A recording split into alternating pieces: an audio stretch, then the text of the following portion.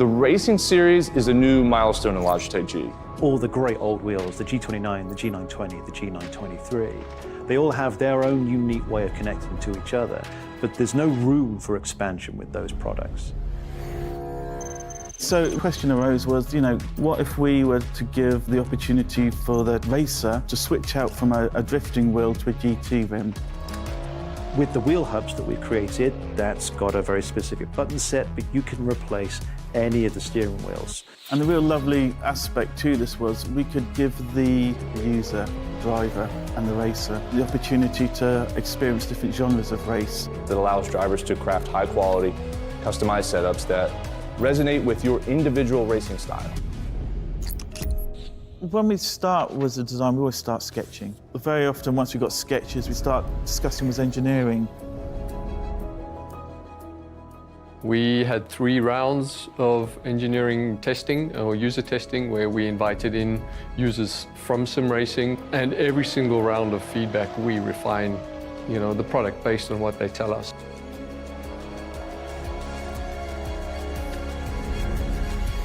In this sim racing lab, again, we're going to use data to really analyze what a driver needs. We've used everything from eye tracking to the inputs from the pedals, the inputs from the, let's just say, input devices, the wheel and the pedals, the shifter. We're taking that and we're compiling it so that we can build different products based on those individuals' needs for all consumers and all drivers. I don't know of anyone else in the industry that's actually doing this kind of research into their products to see how their products are affecting performance of their users. We've built the product to make sure that it's as reliable as possible. So the innovations in engineering that I'd say we're most proud of is the sequential handbrake and shifter toolless changeover. This is now a patented system, so it's really easy for the user to just switch between modes. If you give people the tools to do what they want, they will. They will just go off and have fun.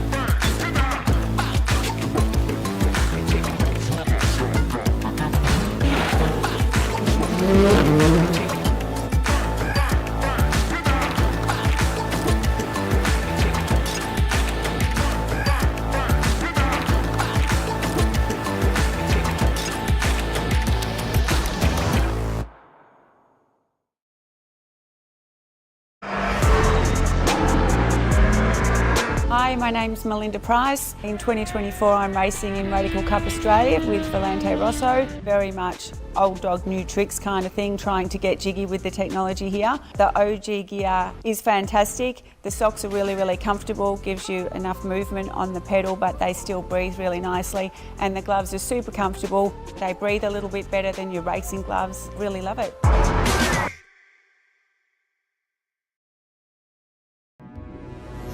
We are gaming fanatics. Our goal has never been to just play games. We think it's much better to feel like you're actually in the game. This feeling is what drives us as we create world-class gaming chairs. Our one aim, give you a brand new gaming experience. Help you move in perfect sync with everything on screen. Make sure you're having a ton of fun. It took us decades to achieve this, and we're still not satisfied. Every day, we wake up to get better. We'll never stop designing the very best to help you be your best. When it's all said and done, our job's only done if you're in full flow and focused on your victory. May you win, and win big.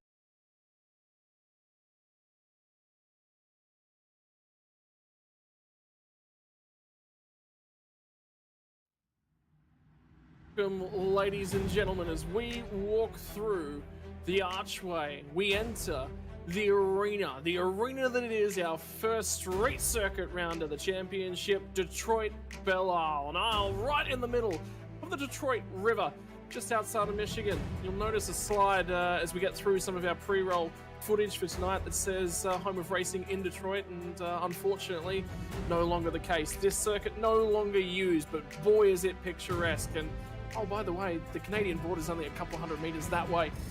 So we are right on the edge of American territory. This place, though, has been home to some of the most intensely fought battles. If you make a mistake, the wall will bite. If you're thinking about an overtake, well, the cars might bite. And now, for the first time, we get to race the closest that we've ever raced. This new generation of hardware and chassis, Sandman, it races better than we've ever raced before, and you can lean on people. This is street circuit racing in the Gen 3.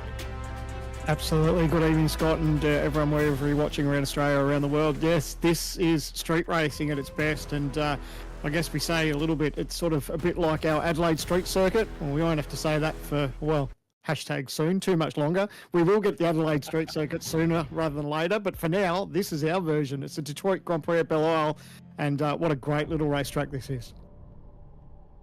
Well, here we go, ladies and gentlemen, right up in the northeastern corner of the United States of America. Detroit was known as Motor City, and it's still motors on, albeit the street circuit race now over in the heart of downtown Detroit. Instead of out here on this picturesque little island, it's become a little bit of an animal preserve, and that was one of the reasons that moved racing away from here. This is the format that we've got available to us. The last time they actually raced here, the cutaway between turns 7, 8, 9, 10 and 11, no longer used that. They went straight through from 7 to 11 and into the last couple of corners as well. So look, it's changed over its evolutions, just not on the sim is the way that we like to talk about it. It's 3.8 kilometers around this little place, and its final race all the way back in 2022.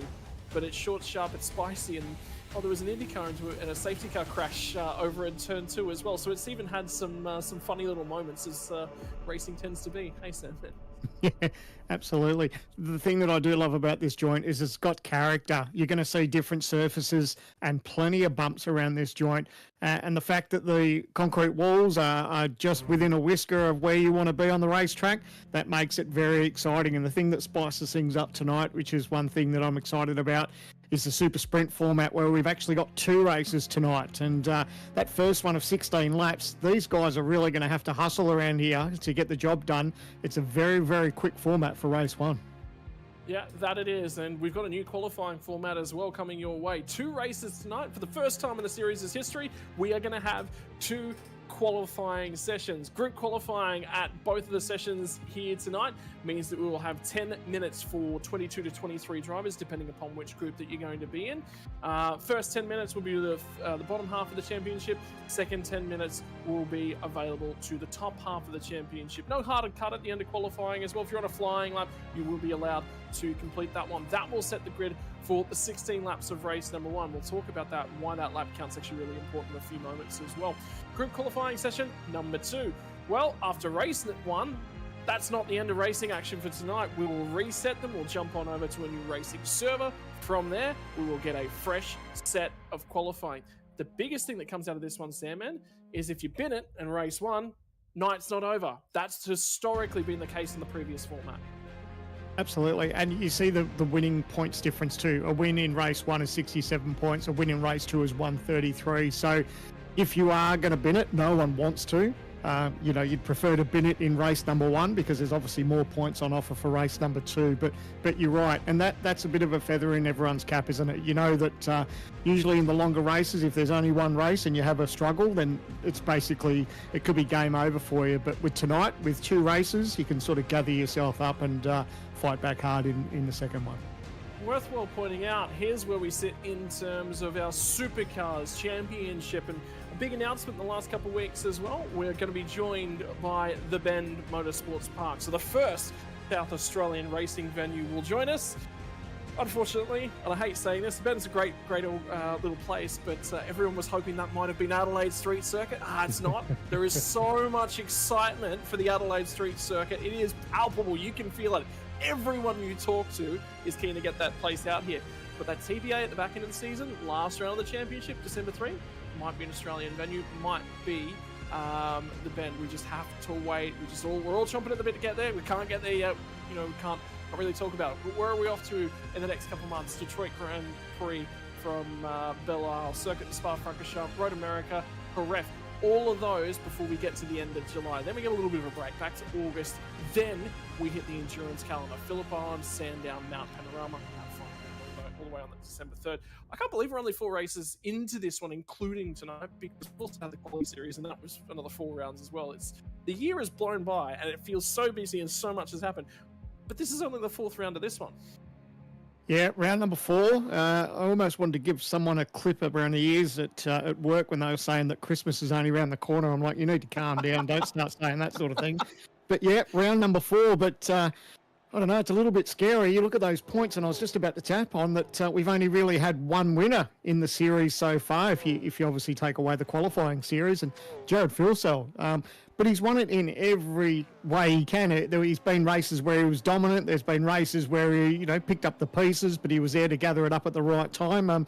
He just hasn't put a foot wrong. And you look at that from the points series, and you think, man, everyone needs to really start to act, because it's round number 4 for tonight, and if you leave it too much longer, that gap might be just too big to claw back. Yeah, and it's already out to 96 points as well, but remember we had that chunk of a group that were all together, and the big thing is, don't forget, we've got the endurance calendar to get to as well, whereby the co-drive is going to be quite crucial. 133 litre tank available to us in this car, longer tyres since.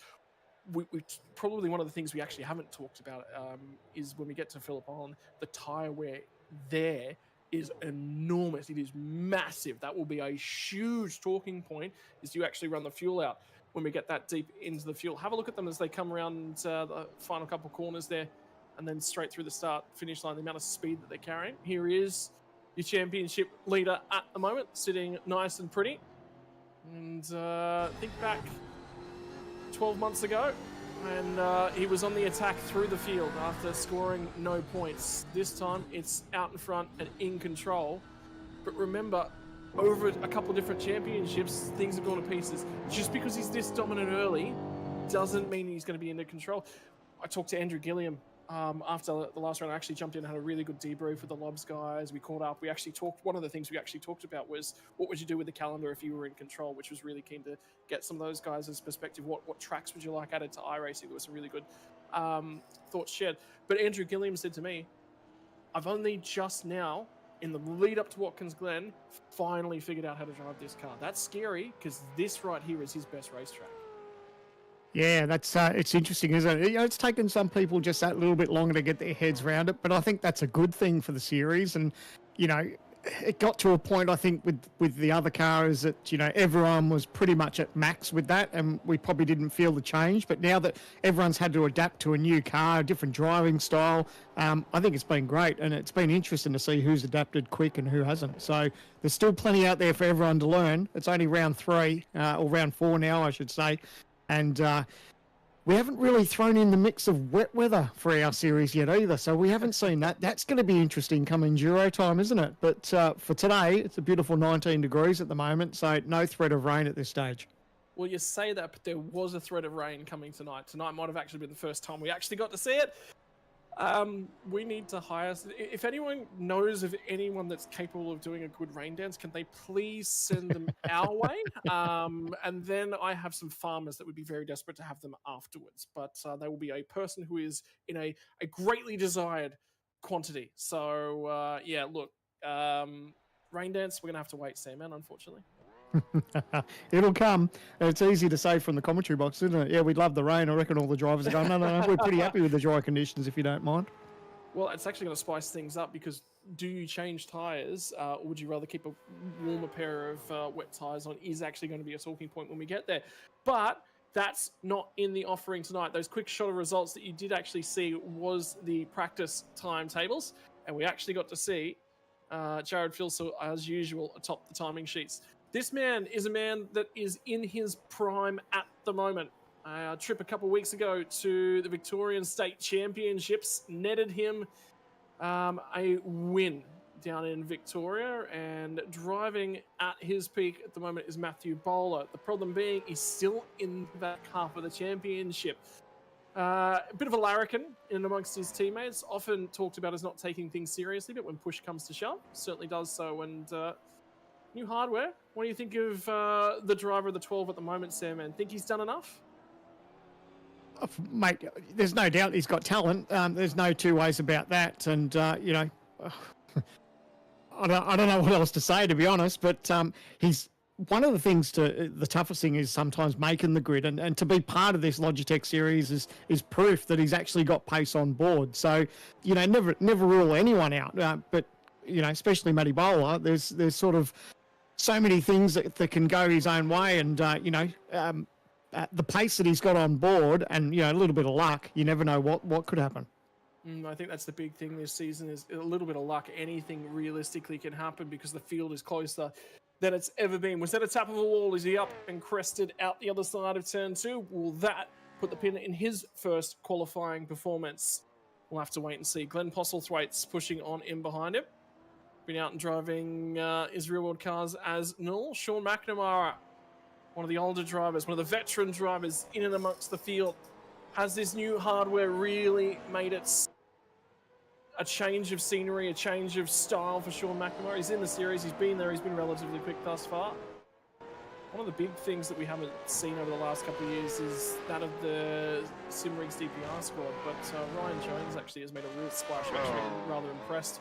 Remember all the way back to Fuji in the qualifying series, finished on the podium in that enormous fuel save strategy? Yes, yep. So we'll see if Ryan Jones can put it together in terms of qualifying at the moment. Bowler still on the hustle at the moment, coming through the Fountain section. On the way out of turn 11, lights the rear tyres up. That's that bump that you were talking about, the changeable surface. And that is the challenge of getting a lap together around Detroit Berlisle. Out of the last couple of corners, still unsteady in that car. So lining the rear tyres up, good enough to make the lap count. So was no contact over at turn 2, 30.959. Will be the first benchmark from qualifying. What was Postlethwaite able to throw down? I don't necessarily think he actually put a lap together. Yes, he did, 31.292. McNamara into the fours. Ryan Jones goes to a 31.2. So at the moment, that standing point from Bowler is actually going to be reasonably well put together. Another ERT car goes to P2. Here they come, Tyson Broad. Out of the final corner, he will jump a little bit deeper in the pack. 31.298. I tell you what, the 31.2s seem to be about where the biggest chunk of this first pack is sort of landing. So there is a lot of cars covered by not very much. In fact, we already have our first tie on the timing sheets. Sebastian Vardell, Ryan Jones, 8th and 9th on that timing board. Set a 31.241. Split them by the 10,000th of a second. Interesting time of bowlers. That held up really well. You know, we were watching them, the attitude that he had on the car, and we touched on that he just lit the tyres up a little bit. Might have been a bit squirrely, but at the end of the day, it's held up nicely in his P1. So, and the most important thing that we talk about each and every round is getting that banker. And when you can put your banker down and you're top of the timesheets for the moment, that's really great. That'll give him a little bit of pep in his step. He'll fly back to pit lane and put on a fresh set of Dunlops and have another crap. But when you go to the top of the leaderboard for your outlap, that's a good steed. I think one of the biggest benefits he's got, and probably one of the hardest things to do around a street course like this as well, is actually get clean air. And he bowled out of the pits very, very early. Got out there, set a clean lap, no one in his way, no one to worry about, didn't have to think about traffic. He knew that he was in clean air. So you might see a little bit more of that. Might not necessarily be about drafts. Wayne Burke has been quick at the moment. I tell you what, he's actually been putting laps in NASCARs, would you believe it, Sam? And doing it quite successfully. So I think he's been out there trying to bid for your favour. That's my boy. He's definitely got. He's piqued my interest. I do love my NASCAR. So good on him. That's terrific. Well, at the moment, we are coming to the halfway point of this qualifying session. When that clock hits 15 minutes to go, that will be the end of qualifying Group 1. We'll have a 5-minute changeover and be set for qualifying Group 2 in qualifying 1. And that was Brady Baldwin feeding out of the pit lane. Was that Burke's flying lap as well? It was. He's going to be hit by this traffic. Yeah. Not going to work. I mean, everyone's going to do their absolute best to get out of their way, but it's distracting for a driver, you know, even if you know that people are going to get out of your way, it just puts you off that little bit. You're a bit tentative with the braking zones, you know, you don't want to sort of get too close to anyone in front of you, and you're sort of trying to second guess where they're going to position the car. Or you can hope that the majority of these guys where Wayne is now on this straightaway, that hopefully they move out of the way, because this is the part where it's probably the easiest point, but it looks like a couple of people might sort of give them some grief into 7, 8, 9, 10 and 11. No, he's actually managed to navigate it fairly well. It was Ben Faulkner who just got out of the way. Next car is actually going to be Matt Bowler, who's now going to get a little bit of a toe in behind Ryan Jones. But there's enough of a margin here. Didn't quite tag the wall, so this one's still live at the moment. In terms of qualifying ability, Jones runs wide at the corner ahead of him. Think this will be fine, because now Ryan Jones is going to press on to start his lap, so he will no longer be trying to back things up. It'll benefit a tiny bit from that little bit of draft from the car in front too. So nice clean exit there, and just try and see what he can get. Just that little bit of a sniff to the line. Runs it out, does get to the line, lap will go in the books. 30.823, and I tell you what, it's to the top. So, all right, never mind. Maybe it was traffic. You know, all of a sudden I'm thinking, hang on, I'm going to go out there and get myself mixed up in the traffic. It didn't put him off as much as we thought, but look, you know, I'm not one to say about driving skills. I definitely don't have that, but you know, I always found when you've got traffic in and around you, when you're on a hot one, you're trying your absolute best and you're second guessing where those lap cars might be. So he did a great job. Top of the timesheets, as you see, Hayden Belle, he crosses the line with a 31.3. What does that slot him in 16th? Not necessarily the greatest of laps, but it is a lap on the board, so he'll take that. And it'll be pressed on back to pit lane. We have just over 2 minutes left in the session, so I don't know whether or not he's going to get back to the start-finish line. Replay Lachlan Capel at the moment on the OG Gear replay. That's a blown engine, and that will be the end of his qualifying session, and they can just reel that one behind the tyre barriers down there, no problem. He did an amazing job not to stick it in the fence too. So, yeah, not ideal, but nevertheless, it's still early for tonight. I'm pointing out, Job Stewart's out there at the moment in this first group as well, and I reckon he's probably a little bit more capable in terms of championship standing. The problem for Job will obviously be real-world commitments, keeping him away from the series to, unfortunately, not be competitive as he would like. Remember that standout third place he had last year at Watkins Glen was his biggest and brightest result of the season, and that is absolutely what a real-world driver's stars look like for the future. That was the real performance to be seen out of him. Full spot the timing sheets at the moment. Will get to the line. He will improve as well. That'll put him to P2 right now, and that's a stout lap as well. Yeah, I'll tell you what, and Stenny, as he crosses the line, does he improve? Is he just starting? I'll tell you what, like I say, you were touching on real-world commitments. It's not a bad excuse for not getting enough in time or missing a couple of rounds if that happens to be the case. I think everyone would give up their spot for a turn in some real-world racing. So, yeah, it's not a bad excuse, is it, when you have to spend some time away from the simulator? Hey man, that's it. Look, if I have to spend the time away from the simulator to go drive the actual thing, yeah, there will be no complaints. Sign me up, buttercup. Brady Baldwin at the moment trying to turn laps. Driver who is a very, very important facet of the Australian dirt racing community as well. Guy in charge of everything that goes on behind the scenes at Oceanic Dirt Sim events, and runs a phenomenal championship that is getting bigger and bigger. So he's put a lot of work into that, and occasionally that does detract from his supercars driving, but at the same time, as they get more densey on the rear tyres, if there's somebody that's going to be able to drive that and drive through it quite well, with Brady Ball. Checkered flags just flown for Group 1. For anyone that is on a lap, you're allowed to finish it. Baldwin will get to the line, did improve, but only by 2 spots. Tags the wall out the other side.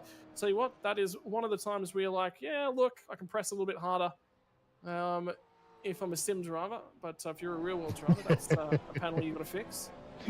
That's right. So Wayne Burke, Job Stewart, Matty Bowler, there your top 3. And only the top 4 are into the 30s. So I think they'd be pretty happy with that. How quick did that session go for them? Holy crap. think Sean McNamara and Hayden Belle might be on laps, and I do see Dylan O'Shea lapping, but I believe he would be done by now. McNamara's lap will not count, so he will lock him up on the way into the pit lane, and Belle does the same. Uncertain on Dylan O'Shea of whether or not he crossed the start-finish line in time to have a crack at the moment. So keeping half an eye. Other than that, he might be he'll be the only driver that will be out there running for a time at this point in time. Just trying to improve on that 31.2, currently P7 on the grid. Of course, that's all going to change when the next group of cars come out.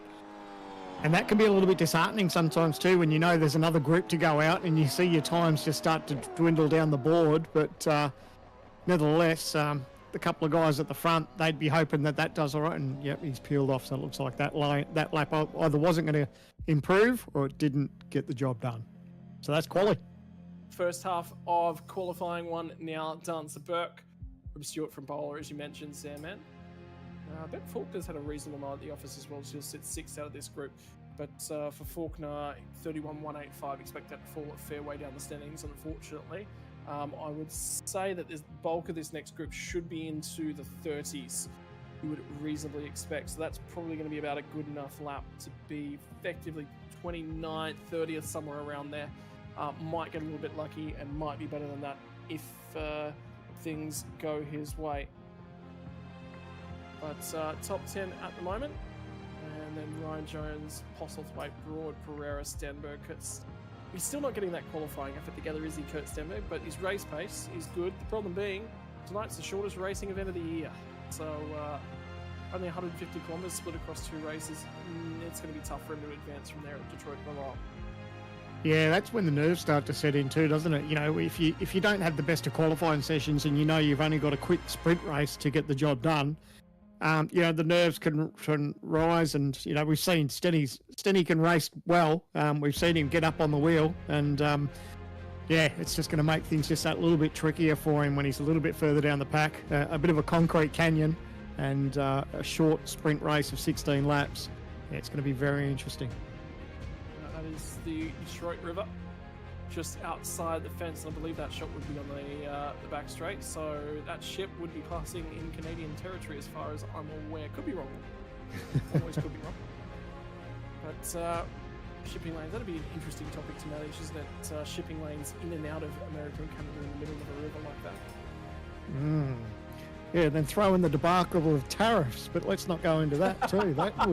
That'll fire up everyone that's sitting there watching. So, yeah, we won't go into that. Let's just stick to the politics of racing. But great little racetrack. I really enjoy cutting laps around here, and it's one of those feel-good tracks when you get, you know, that middle section of 7, 8, 9, 10, 11. When you get that right, you know, that change of direction, the bouncing up over the concrete, you know, licking a little bit of the curbs.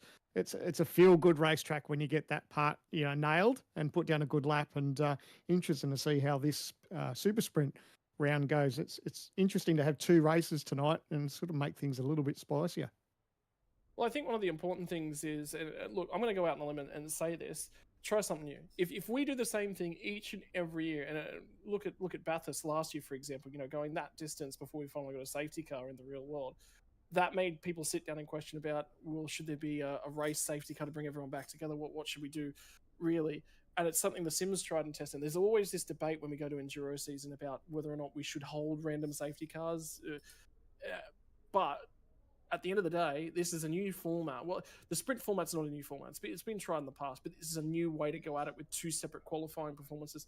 I've got to be honest, I kind of like it because it promotes racing. It promotes, if I'm told I've got 2 races tonight and my result for the first race is where I start for the second race, I'm going to be a touch more aggressive in the first, touch less aggressive in the first race. I've got to be honest. So, no, I love the idea of trying different things. You know, if we did the exact same thing for every series and every racetrack, it'd just get pretty boring, I think. So, talking about boring, let's see what you know, if anyone stayed awake to bother to watch Monaco. They tried their best to try and spice that up, and that was still a snooze fest. So, anywhere but Monaco, please, anywhere but Monaco. I need to ditch that track, I tell you. But anyway, let's concentrate on supercars as we got the second group out. But like I said, yeah, it's good to see we're trying something different, and I like it. It spices things up a little bit, this short race, and a little bit longer for race 2. Here we go. This will be an important one. Who are you watching along with at home? I did see a little bit of support for Ian Ford, who sits fourth in the timing sheets after qualifying 1, section 1 of qualifying 1. Is it our returning championship leader, Dylan Rudd, who's not necessarily had the greatest of starts thus far? And this is a really interesting one to keep an eye on how that dynamic is progressing as well for the Chiefs Esports drivers.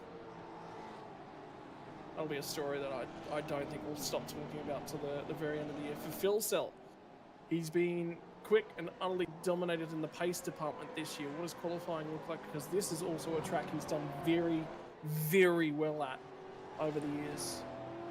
Yeah, and not only is he a good racer, he's a good qualifier as well. So, and look, let's not beat around the bush. There was a pretty good chance that if he had an okay Bathurst, he probably would have won last year's championship. So that's how good Jared Filsell's been of late. And he's already won the title himself. And, you know, could have gone on to do it last year, but unfortunately Bathurst bit him and walked away with a DNF.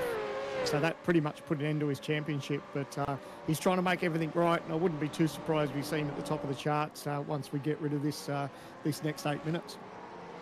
Importantly as well, watching along with Zach Rattray-White at the moment, because he is leading the group of drivers that are coming to the start-finish line. Joshua Anderson is having one of his best years in a very, very long time. He is reinvigorated by this car, and he was quick in the practice session as well. He'll be the second driver. You can see the Trans-Tasman machine in the background of the shots. And he will set the second lap time. Adam Briggs as well. Jordan Ross was also very, very quick in the practice session, so he will be up there and in with a chance. When you talk to Synergy Sim Racing about the Gen 2 chassis, anytime there was bumps and street circuit style racing, they tended to do well. And this is our first bite at the cherry to see what it will be like for the Gen 3. Coming out of turn 11, down to turn 12 and 13, the kink at 14, all that's left now to set a lap time. And this place is so easy to overcommit at 12, so easy to overcommit at 13. Run out of here, fractional lift at 14, you can't hold it pinned. As you run to the line, Rattray-White, what's he going to set for us here to start the session off? It will be a 39.69, so it's not good enough to eclipse those times that were already sitting there. Anderson goes to P3, but he's not quick enough to eclipse him as well. Phil Cell straight to the top. We expect that from the championship leader, a man who's been on the march in 2025. Who will get up there? Who will challenge? Gilliam goes to P2. We already talked about how quick he's going to be. Yeah, Damon Woods 1 into 5. Luke Rosella into P4. Looks like Griffin Gardner hasn't banked a time just as yet. So will he push on for this one or just dive straight into the lane? Man, this is such a quick session. If you don't bank that first one, it really puts some pressure on, because you got two options. You fire straight back to the lane and have one more crack at it, or do you push on those I say old tyres? They've had sort of one breath of life taken out of them, and just try to put that banker. I guess that's where the pressure lies for him now, is it's like, does he push on? I don't know. As much as I'd love fresh tyres, I'd love to just have something on the charts as far as the time. Well, there were two drivers who actually failed to set a time thus far. The other one was Brady Myers, and I haven't seen him roll back out of pit lane, so I wonder whether or not he might have had some sort of contact at the end of his qualifying effort, or if there was an issue of some description. No, he did drive it back into the pit lane. I think he might actually be having hardware issues for Brady Myers, because he's still in pit lane. He's been there for a very long period of time at the moment. The other side of the coin is he's waiting for the traffic to come in so he won't get hampered. Yeah, that's what he's doing. He's actually going to roll out right now. He's okay. Yeah, that's we talk about it, isn't it? It's like, it's our 50-cent part. You know, you can have the best sim gear in the world, but if some of it has a little bit of a hiccup and you have something go wrong, or you have loss of internet connection or something, that's our 50-cent part. So, you know, it's amazing how many times that some of these drivers have just been caught out by little glitches, and there's been things that have been out of their control where it's just been a simple update that's happened mid-race for you, and it just makes everything go pear-shaped and you lose your screen or something like that. That's something that everyone needs to be aware of, and it's just one of those little things, these niggling things that you don't need coming into a race night. Yeah, so we'll watch and we'll wait for an update on that one. For the meantime, though, he will get back out on track, as does Andrew Gilliam. Already goes to P2, but Wayne Burke's time still holds up. Third fastest overall. Luke Rosella has not had a very quick 2025. He has struggled to adapt to the new car. The 3 Lobs Esports drivers inside of the top 4. That is a big, big statement. That says to everybody else, all right, we've been quick at the front with Jared. We've been right there with Gilliam last round, and now Rosella's starting to match them as well. That is going to be a massive mountain to climb if anyone wants to put a challenge to it. Well, look at the times we said, you needed to be in the 30s. And from that first group, what did we have? 4 or 5 that were in the 30s. And now into this session with just under 3.5 minutes to go. What have we got? 11, 12 cars that are in the 30s. And that's where you need to be if you want to make an impact towards the front of the grid. Lachlan Cable was the first car outside of the 30s from that first group, sits 14th. One driver has jumped in the middle of him, that's Madison Down, first driver outside of a 1 minute 30.9 lap time. Very Sorry to cut you off, mate. I was going to say, it's very un-Madison-esque, isn't it, to see him sort of outside of the top 10. I don't know if it's been just the change to the next-gen car that's maybe he hasn't quite gelled with. I'm not quite sure, but it's not something that we're used to seeing, is it? No, and he said he was motivated. I think everyone said, though, that they were very, very motivated about the new hardware. But he was right up there amongst it. And, well, sometimes things go your way, sometimes they step away a little bit. He's certainly competitive and motivated. That much you can absolutely be sure. The way that he talks about it, the way that he wants to press on. The desire is there. So he will continue to try and improve by every stretch of the imagination that he possibly can. So the 2 drivers who failed to set a lap time, Griffin Gardner and Brady Myers, they're both out there at the moment having a crack. Once they set lap times, they are good to go for the end of the session. Jacob O'Reilly's had an issue somewhere because he's tumbling down here, so he was quite slow. So whether or not he's on an outlap at the moment, I don't think he is, or whether or not he actually very, very early on he saw sabotage. There was another car that dived to the right-hand side, got out of everyone's way right there.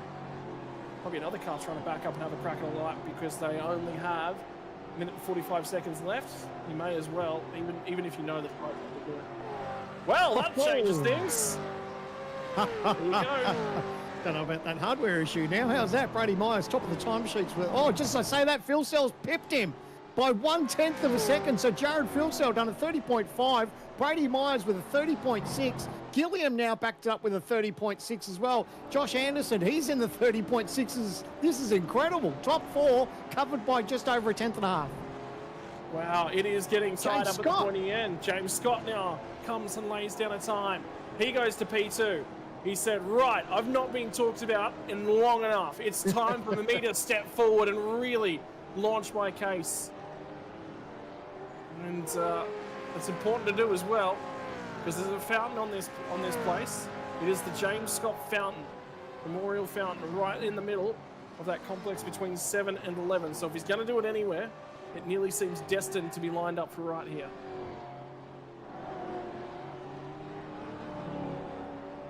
All right, I think that's going to be about it. There is maybe 1 or 2 drivers on a competitive lap time at the moment. That was the look in. With side-on shot from Brenton Thompson at home. And there was an issue for Cody Teeth as well in the number 3 car, the Eclipse Sim Sports. He might have whacked the barrier quite heavily. Braking zone. Oh, he's gone a little bit hot.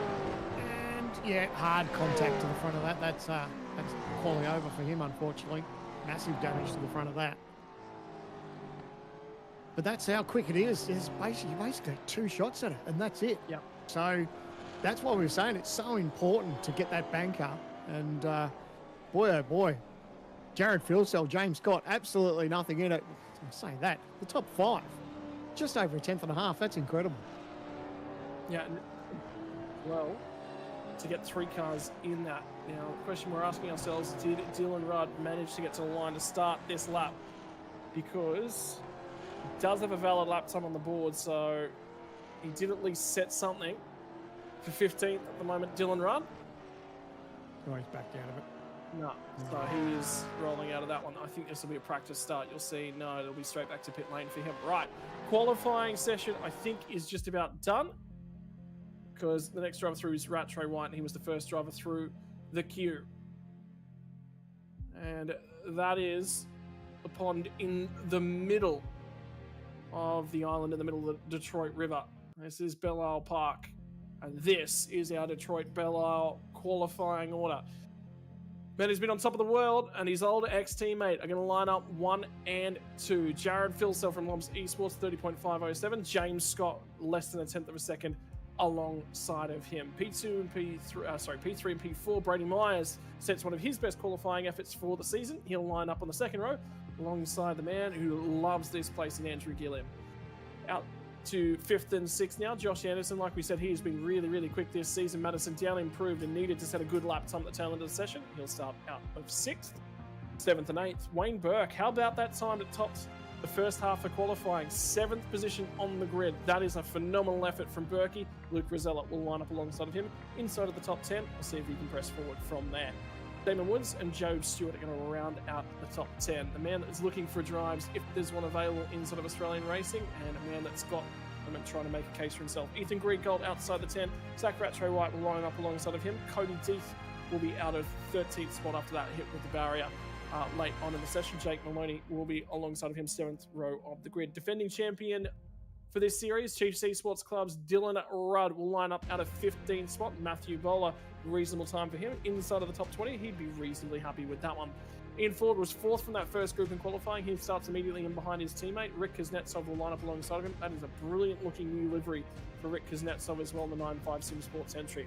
Griffin Gardner and Dylan Burst going to round out your 20.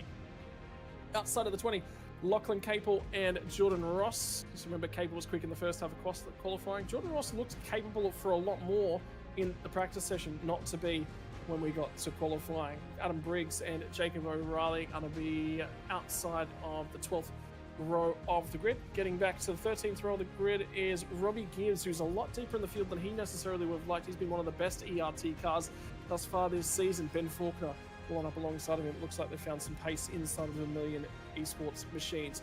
Brent Hobson, 27th place for him. Dylan O'Shea will line up alongside. O'Shea, again, just didn't look quite as comfortable as we've seen him in times gone by. Jack Wittes, the question mark for Jack tonight is there's points on the table still yet to finish a race. Could tonight finally be the time? Brian Borg will line up out of 30th. Emily Jones will be the first car outside of the 30, and Sebastian Vandel in the Vermilion Motorsports machine alongside.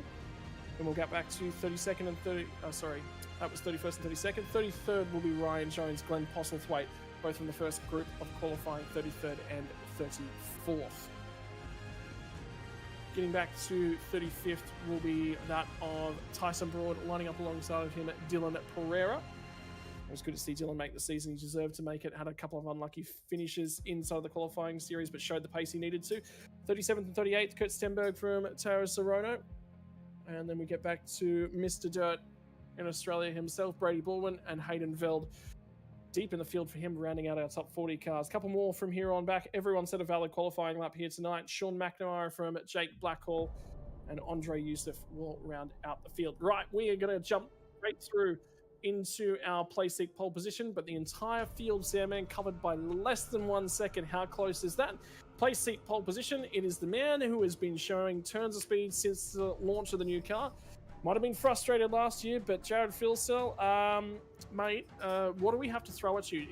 Do we throw a pack of marbles at you? Do we get a Nerf gun mounted on your rig somewhere that we start shooting with in the middle of qualifying? What's it take to get you out of the top 10? Maybe a bit of water. I don't know. I was hoping it was going to be a wet one tonight. I was looking forward to it, but we don't have that on our hands, unfortunately. So, no, it was a really good lap to put it on the pole there. Obviously didn't maximise it because the outlap was so slow on both laps.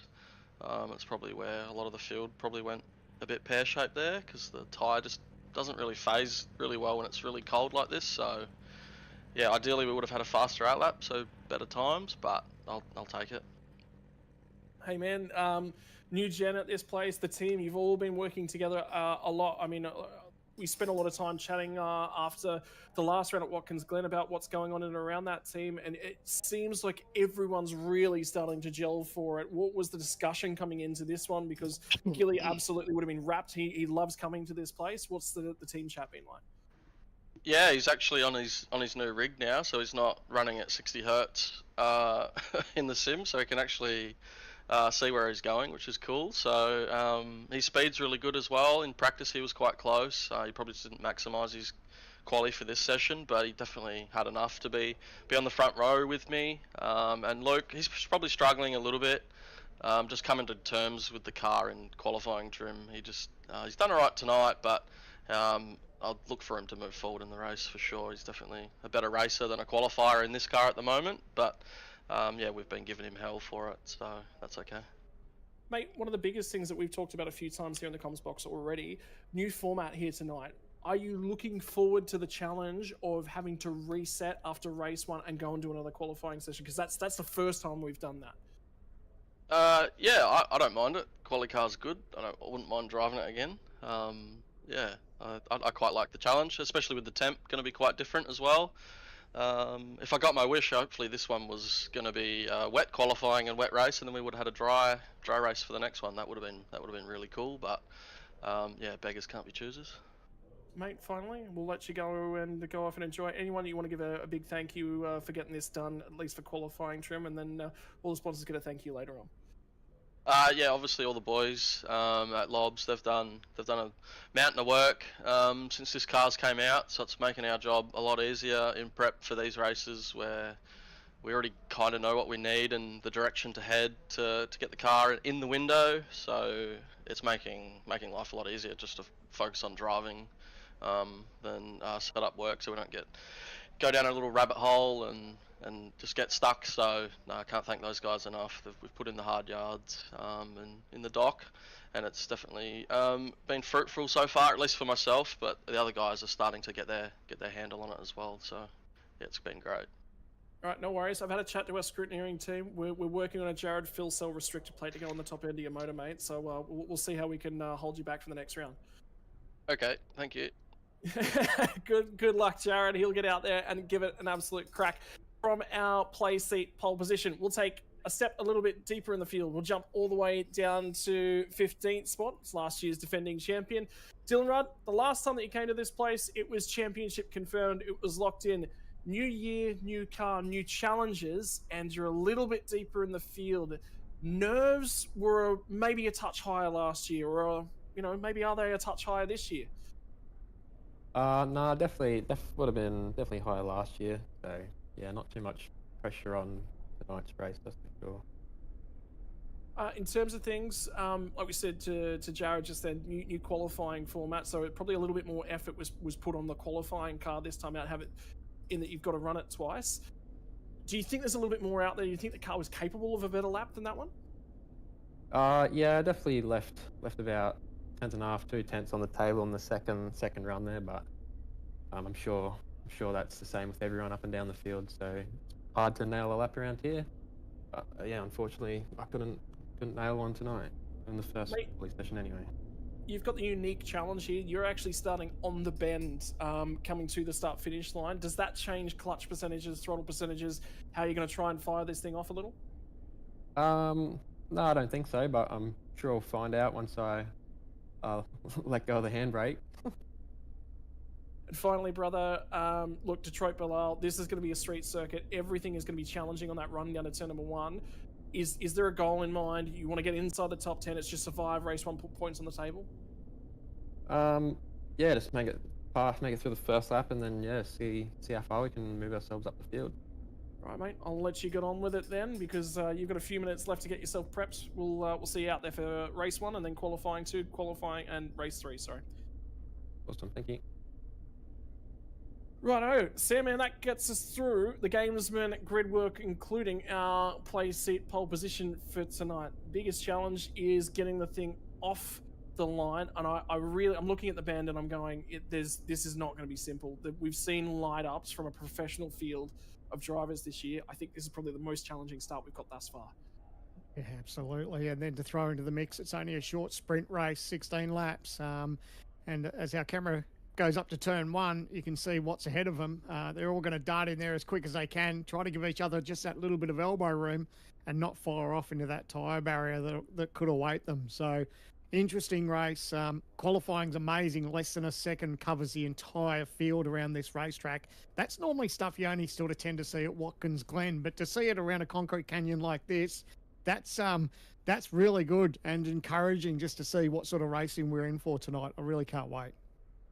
Righto, worthwhile talking about the races that we've got ahead for us tonight. We've got a 16-lap opener, and then the second race is going to be 24 laps. Fuel mileage, though, Sandman, it's touch and go in this one.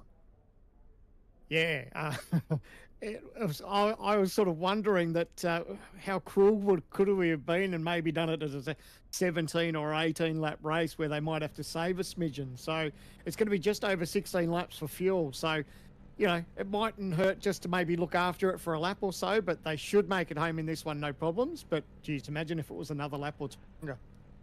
Well, the big critical thing here tonight, no compulsory pit stops required. This is the streets of Detroit, Belle. You ask the question, is there going to be a safety car? You ask that question every time you go street course racing. Drivers have lined up, they've done their qualifying laps. They'll have to do them again in a short period of time. We have 43 entrants tonight, missing 2. We are 30 seconds away from lights out here on the streets of Detroit, Belle Isle. Could this be the last time that we see the supercars around here in terms of sim racing capacities? Because Adelaide's coming. This could be the last time that you can stick yourself in victory lane from the streets of Detroit, Belle Isle. Sandman, you got to pick Jared Filson from that front row, don't you? Yeah, he's pumped. He was looking forward to racing in the rain. I love that he was on that mindset too, because I was speaking to you boys in the commentary box before the broadcast. I was hoping for some rain too. So if he was excited about the rain, he's obviously confident about his pace. Here we go. Lights are set to come on. Here comes the launches from the streets of Detroit, Belle Isle. 2 races in racing action. The return of sprint racing, and who's managed to get the car away? Phil Sill got a great getaway. Reasonable from Brady Myers on the second row. James Scott just barely manages to squeeze him out. Feeds in there. Single file for the front 2 rows. Then it's back to Gilliam. Didn't get a great launch off of turn 2. Gonna try and cover Josh Anderson all the way down. Cover, cover, cover. Because this is your best opportunity to get moves done. Have a look at Wayne Burke trying to be aggressive in the background as well. They'll start to feed in too wide in the midfield. Out about 10th spot, just barely dodging the barrier was Matthew Bowler in the 12 machine in the middle there. There was some contact at the back, but they all look like they got away. Oh, just as you're saying that, there's a car backwards. You've just done the commentator's curse. Backwards into the fence, Brian Borg. Looks like he's got away with it. Doesn't look like there's too much damage, but the problem is it's a short race and he's got to hustle now. He was hoping for a safety car. That's not going to be the case. He just needs to be eyes forward now. Yeah, nothing he can do. He'll have to settle it down and see if he can't track down the back end of the field, because the other side of that coin is, well, they're going to be boxing on and trying to hold each other up a little bit to try and get those moves done. They bounce down through 7, 8, 9, 10 and 11 for the first time tonight. In what is going to be 40 times of asking, and have a look at them squeezing their way through. Crazy. I thought I saw 3 wide there. Surely not through that part of the racetrack. But they got away with it. Unbelievable stuff. That's probably not the most ideal place to go 3 wide, but they all survived somehow. Yeah, managed to get it through, get it out the other side. Lap 1 in the books. And Brian Bohr, whatever went on with him, he's asked for it to have a look. So they're going to go ahead and have that one checked in by the stewards. I tell you what, the top 10, none of them have changed positions. They all got reasonable getaways. The first driver he gained spots Cody Deeth up to. Yeah, everyone's been very smart about this opening lap, and we touched on, you know, even Jared said probably a little bit colder than what they were expecting as far as, you know, the way the tyre prep is. So they're probably just being a little bit cautious. Dean Ford is in the barriers, and there's a missing front end on that car. And he's going to get away from it now. So I wonder whether or not there was contact. And the front end of it looks very, very second-hand. It's so easy to do in that, you know, we talked about the bumps in the pre-race show. There we go. This is a replay of the start of the race. This is where we saw, there was contact down the back. We missed that. That's heavy damage. There's 3 or 4 cars involved. And we thought there was only one pointing backwards, and that's what we saw. Unreal. Yeah, there's some massive damage to a bunch of cars in the back there at the moment. Haydenveld was, sorry, no, Jake Blackhall, one of the ERT cars, has got damage on the front end of him. Andre Yusuf, I think, is pulling backwards as well. But I tell you what, Borg's actually starting to track down that group. Brady Baldwin's also got a little bit of damage, and Robbie Gibbs, he's had such a great start of the season. He's plummeted 11 spots. He started out at 25th. He's now back outside the 36th spot for him. Hey, that was wild. I was touching on just how tricky that part of the racetrack is. You know, got the bumps, you got transition from concrete to tarmac. I mean, this part here is tricky enough as it is, and when they were all battling 3 or 4 wide and the contact wasn't ideal, but a majority of the field. Let's check out this onboard vision as we go to the OG Gear replay. Onboard Borgie, have a look at what he's seeing. This is before all the dramas happened. This is just on pit exit. They're all trying to shuffle, get a little bit of space. Look how crammed it is. No wonder we had a drama. They're all trying to position themselves. Bang! Oh, how lucky was he to get away with that? Well, he said he was lucky. Oh, and then bang! Oh, that's heartbreaking. He survived, he got away with it, but they were 4 wide. I think for a moment there, they might have been 5 wide on the run down at turn 3. Far out. That's pushing the margins. Well, you can see they were feathering the throttle. They were trying to give each other that space, but you've just got to try and push on. And unfortunately, once that little bit of contact starts, it's almost a chain reaction. You're just bouncing off each other. And this is that moment where we're 3 wide at the end of the back straight. Dives it down the inside. There was a hole. The hole disappears. Gets away with it. What was that, O'Shea? I think it was Dylan O'Shea. Just went bang into the wall. Lost above it. They were 3 wide. And he gets shuffled out. Oh, really? Man, it's been wild these first couple of laps for these drivers. Unreal. I mean, surprised. This is what we said. This is what the racing enables. Yeah, well, the pressure rises, doesn't it, when you know you've only got 16 laps up your sleeve. And if you find yourself a little bit further down in the pack too, you know that it's crucial to get past as many cars as you can, because obviously there's a few more points in the kitty. And this race doesn't pay as many points as the second race does. So it's crucial to get as many as you can under your belt. Well, the big thing is there's opportunity to move forward. There's opportunity to move backwards, side to side, elbows out. This opportunity you're going to have in the wheel. The biggest thing, the difference from qualifying to race pace is no instant. Was filed out, 2 deep in the braking zone, and it was in forward all zone.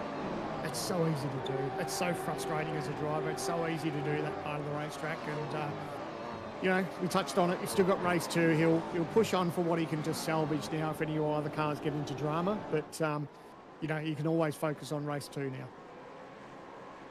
Phil Sell's got control out in front. James Scott sits in P2 for now.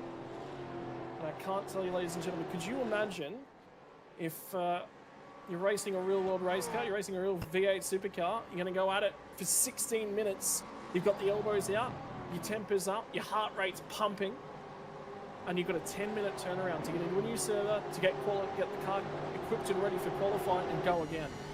That is going to be a mental challenge. Yeah, and it makes it a little bit easier when your car's great. You know, like you think about Phil Sell, Scott, Brady Myers, they're in the top 3. They've obviously got a decent car underneath them. They're gelling well with the track tonight, well, so far. So that gives you that little bit of confidence. But if you're struggling sort of back in the pack, you've had a shocker qualifier and you might not be, you know, too comfortable with your car, it sort of gets you really nervous for race number 2, because you know that it's crucial that you make that race count to get some decent points out of tonight. And there's going to be a different track temperature. Could be warmer, could be cooler, but there's going to be a swing. You heard that from Jared Thurston as well. What we've got for race 1 is not what we're going to have for race 2. That's more damage to a Vermilion Motorsports car. Yeah. Sebastian Farndell, and that's Jordan Ross into the barrier. On the left. This could be a safety car if that's a motor gone. No, he's got away with it. Massive, massive damage there. He's done though. Yeah, it's not over, unfortunately, for a decent result, but I actually thought it was going to be engine damage and he would have been parked there and it could have been a safety car. Interesting to note, there actually no meatball flag on that car, so he is okay to continue on with that in the condition that it's in. Unfortunately, yeah, you're right. The result is over for where he was before all that. yeah, there's just been some squad though. Yeah, the way the race is going, it's not unrealistic as we go to the OG Gear replay. This is just a chain reaction of events here, into the fence there. And it's just going to continuation. I think he gets fed into the outside wall, bang there, tagged from behind, and then hard contact into the barrier. So, unfortunately, damage there. But what he can do is just push on. We've seen some fair bit of drama so far, and if he can capitalise on some other drivers not having a great result, he could walk away with a few extra points. So it's important that he pushes on. Well, Burst has come to the pit lane. I didn't necessarily see him involved in any contact with anyone, so he's into the lane.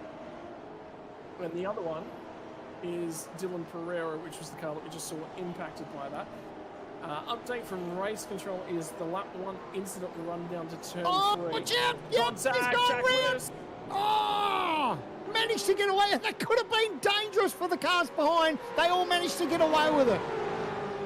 And it's Jacob O'Reilly, I think that's the car at the moment that was in the front of this pack. Goes side by side.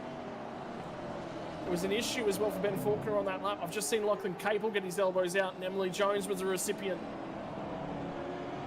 of a thunk from the Ford Mustang driven by the number 18.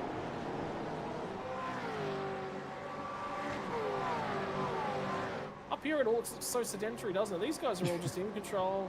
Lovely Sunday cruise. Oh, look, the park's lovely and pretty out here. It's such a picturesque racetrack. And everyone down the middle and back of the pack is just elbows out. There's bar being traded. There's fair drivers down the back of the pack that probably sell their grandmother at the moment for a top 10 just to get out of the mess. It's quite wild. I knew there'd be sort of a little bit of a raised heartbeat or two, down the back of the pack being such a short race. But man, it's been a little bit wild, hasn't it? And lucky that we haven't seen a safety car with the amount of action that we've seen so far. Sandman, the thing is, when I jump behind on the wheel of one of these things, all of a sudden, I'm a big fan of trading card games. I love my trading card games. I'm not a Pokemon aficionado, don't worry. But all of a sudden, I'm starting to feel like this is quarter panel trading. It's not iRacing, it's a bit of paint trading, isn't it? Not trading paints, so to speak. Okay, you got me on that one. Yeah, all right. Emily Jones is on the move at the moment. And remember how I said that there was contact with Lachlan Capel? There was a reason for that. Is that O'Shea? I think it is ahead. That at the moment, and that was Lachlan Capel got up on the curb, thumped wide, and ran Emily wide and grabbed the spot. That is just street course racing. That's it. That was it. He capitalised on that moment between those two and got the job done. So a little bit of elbows out, but that's all right. A little bit from different barges, not too bad. They all got away with it. And they'll have easy to say when I'm a commentator, isn't it? It's different when you got your helmet. Think what that guy did to me! Yeah. The bleep would be coming out thick and fast at that point in time. But the thing is, you got to trade a little bit of paint to move your way forward in the newest of eras. I can't believe.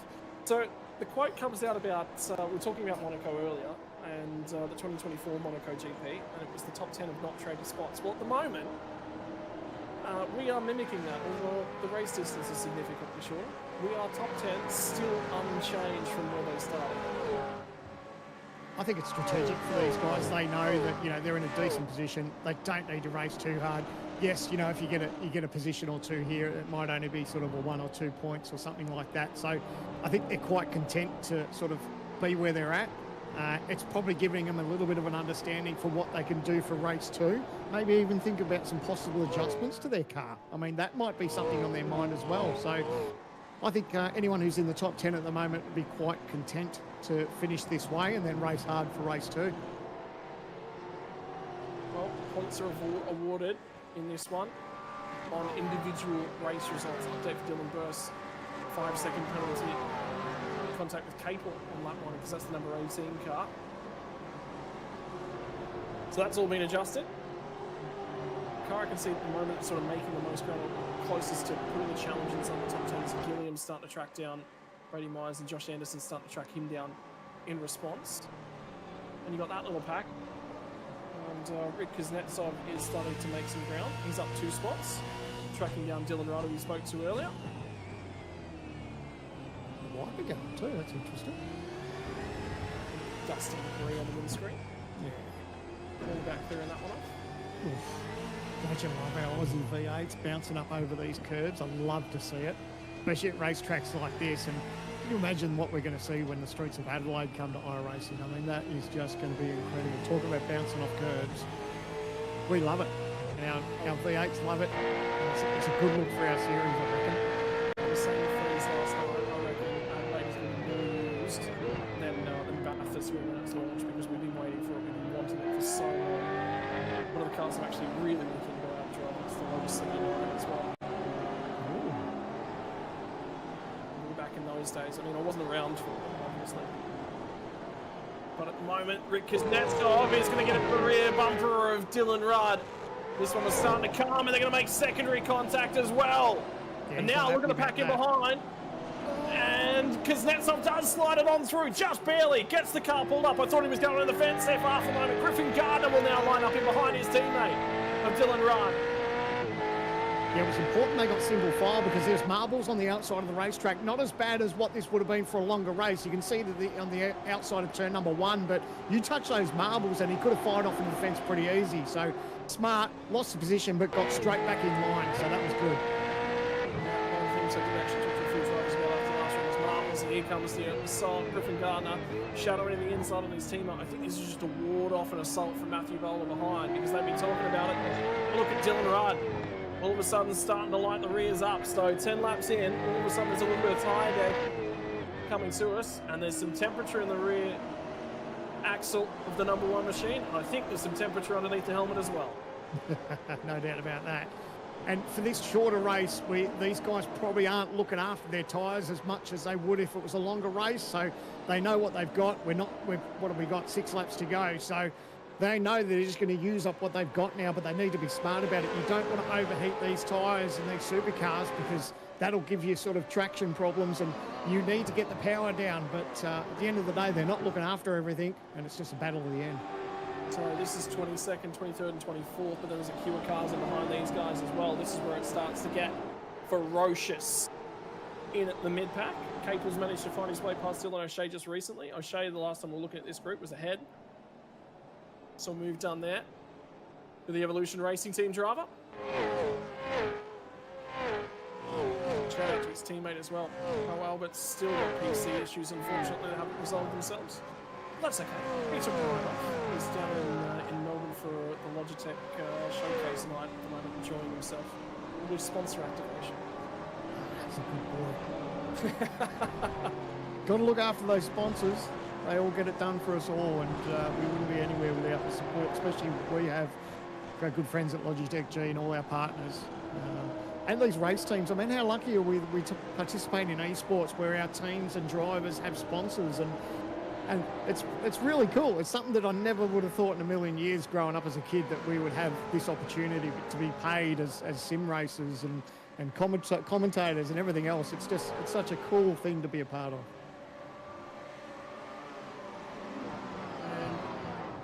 Moment. Battling will continue. This is back down towards the tail end of the top 10 at the moment. Job Stewart's the Blue Evolution car. You can see at the moment just ahead of the Eclipse Cindersports car of Cody Deeth. This is for 10th and 11th. Deeth is going to set it to the inside. He's going to lean on him. Doesn't get traction out the other side, and they're going to go toe to toe. They both didn't quite get the power down in the next gear that they grabbed as well, and Rattrap White's going to try and feed down the inside. This is difficult. Greg Gold senses a weakness in his teammate. No way. No way they go through too wide through turn number 13. They'll bang panels. Here they come to 14. Righto. Top 10. Now something's changed at the back end of the 10. But Payne is required to be traded to get the job done. Now he's going to elbow his teammate back out wide. Jake Maloney looks for a way on through. Here they come. It took us 12 laps, but now the boys are fired up. Man, he's going to lose 4 spots out of that. So he's just going to see if he can hold on. The TTR car just trying. No, they managed to get a bit along that. It's still not over. They're 2-3 wide here. Nose to tail into the braking zone. And Jake Maloney was just about there on the back of Greek Gold as well. Gave him a wrap on the rear just to say, hurry up, get it done. Now he's going to fire it up the inside at the next corner. They'll lean on each other. They'll lean on each other. Pass not done. Here, send into the back straight. Again, continuing to lean on each other. And Rick Kuznetsov goes through, picks on up off Maloney. Here comes Kuznetsov. 9-5 Sim Sports. He's going to lead onto Ethan Greek Gold. They'll head down the back straight away. Turn number 7 coming up quick. And Rick Kuznetsov just got 2. Right there, and Maloney and Greek Gold are having what we call words in the sim. They are still trading paint, and Maloney is going to touch that rear end of Ethan Greek Gold a few more times. Hey, bud, not happy with the way you raced me there. Get ready for some aggression. Oh, Kuznetsov just capitalised on those two just battling out. Picked up 2 spots, thank you very much. Man, this is getting spicy. They got told over the radio with 5 laps to go, and everyone's like, all right, let's get on with it. Man, that was some good hard racing. Well, Dylan Rudd's now been brought back into the picture, so this sort of collapsed 2 groups back together. Who's managed to get their way through at the head of this one? Greg Gold's got a couple spots that he's managed to go and grab. Although, sorry, my apologies, he was up to 12th spot. He's dropped a couple at the moment. Job Stewart's dropped outside the top 10. Finally, we've got a new driver inside the top 10. And all of that triggered by Cody Deeth. Outside the 10, lunges in, little bit of contact, gets inside the 10. It's like a drop of blood in the water, wasn't it? You know, everyone was just turned into a feeding frenzy. There was an opportunity to make up a position or two, and everyone just pounced. Yeah, and just look at how often they lent on each other. And you know the best thing, Sam, man? There has not been a word said on the radio, not a call to race control, no, none of that. Everyone in the field says, all right, that's racing, that's how it is, no problem, move on with it. That is what I love, because there was, yeah, sure, it was aggressive, but still some respect was shown. They tried to give each other room, they got away from each other, and it was a snap of oversteer that got them back into each other. That's right, and no one was fired off into the fence. There was no safety car. It was just like, all right, game on, let's go. So a little bit of push and shove, a little bit of argy-bargy. That's what we want to see. We don't want this gentleman sport. Yes, it's good. There are times where during a race where if things get a little bit rough, you sort of accidentally get into someone, you give the position back. I agree with that, but it doesn't hurt to have a little bit of hard racing at the same time. Yeah, and at the end of the day, if you can't be a little bit aggressive, you can't go racing. This isn't world competitive tea drinking. No, this is supercars racing, boys, and that requires paint to be traded. Absolutely. Take up netting. If you don't enjoy that, take up a different sport.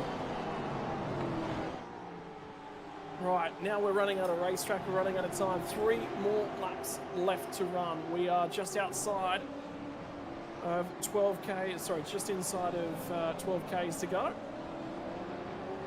Where's the next room? Where is the next? The thing about this racetrack, it's a powder keg. It will kick off. It's just a matter of when, not if. We've seen the first few bites. Are we going to see it go supernova when we have to restart in race 2 because everyone recognises how single file it is? Someone just touching the wall there in front of Wayne Burke. Good to see Berkey running inside the top 10. It all started with that good qualifying session, put himself right up there, and he's having it all into the fence. Now that's a missing splitter there. Ben Faulkner, he's going to get it going. Look at the marbles on the outside. We touched on that a little bit earlier. So whether he had some help, whether they were side by side, he lost a little bit of grip, we're not sure, but he'll push on now. Just that little bit of damage, he'll be able to bring it home over the next couple of laps. Just been a penalty handed out to Jack Widdis for contact with Ben Faulkner on lap 6. So an update there. Here we go. OGG replay. Oh, he's gone in hot, locked up the left front by the looks of it and into the tyre barrier. So, I touched on it. It's easy to do. I've done it plenty of times. I'm not a very good driver, but it's very easy to do with those little bumps here. It can sort of catch you out a little bit.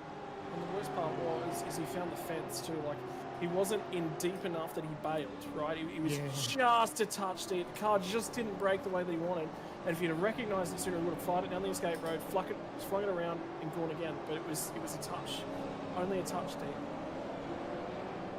It's what you see in Monaco, isn't it, for turn 1? You either have to make the corner or bail. And unfortunately, you had a crack at making it. Didn't get away with it. Righto. Still no changes inside of the top 9. Just having an eye at Jack Widdis at the moment. He's just had contact, traded a little bit of paint with Emily Jones. And some more as well. They're all banked up in behind Dylan O'Shea at the moment. This is deeper in the fields, back up inside the top 10. So we're having a flick back. And this is back to this battle I was just talking about. Jones has forced the cover. She got a touch. Lent on her. She tags the inside barrier. And now Jacob O'Reilly in the background is going to be brought into this one. Broad. So this is just inside the 30. Jones sits 24th on the road. Covers to the inside.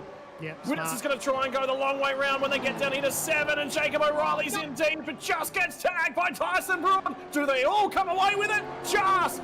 They'll still trade paint.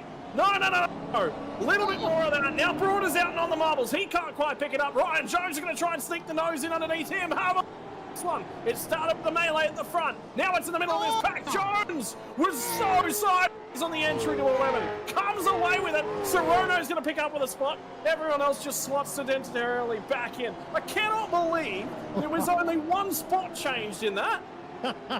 It looked messy, it looked wild. I think Emily Jones was thankful that was all happening in her rearview mirror.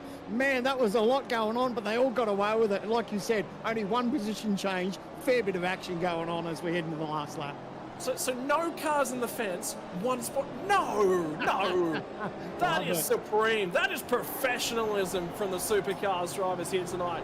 Your Logitech Pro Invitational Series, haven't they put it on? And guess what? That's just the entree. There's some main course to come your way just after this one. For Jared Filsell, though, dining out on the garlic bread in the entree here tonight. Dylan Pereira's just on the road in front of him. That's the flash of the car you saw. Unfortunately for him, damage. But at the moment, Jared Filsell on top of the game is going to make it another race win. This makes it 4 from 4. And in half an hour, he'll get the opportunity to set sail and try and make it 5 from 5. Turn 13, out of there. Turn 14, he'll light him up. Because it doesn't matter at this point. A lot of control in it. Something's just happened to Brady Baldwin in the background as well. There was a call to race control on that one. But Jared Filsell, 4 from 4. Yeah. Still not over down the rest of the field. Everyone's just coming to the checkered flag now. It was a clinic from Jared Filsell for the first race. 16 laps down for this one. We've still got another race to go, another qualifying session. And if that, like you said, if that was just the entree, the main is going to be very, very tasty indeed. So replay from what happened to Brady Baldwin. Oh, there's a bit of chatter on the radio, and I heard something from Borg as well. So this will let us know that Borg was indeed involved. Ooh. That's a long way back to send it there. Yeah, yep. Oh, got a clip on the outside too. But the problem is, that's not really like, the send there should be to try and balk them so they don't get a run on the back straight. It's not about actually getting the run there. Yeah, if you're making a dive and you can't commit and pull it up, then you got to cop a whack, I think. Oh boy. Jared Filsell gets it done by 3 seconds over James Scott.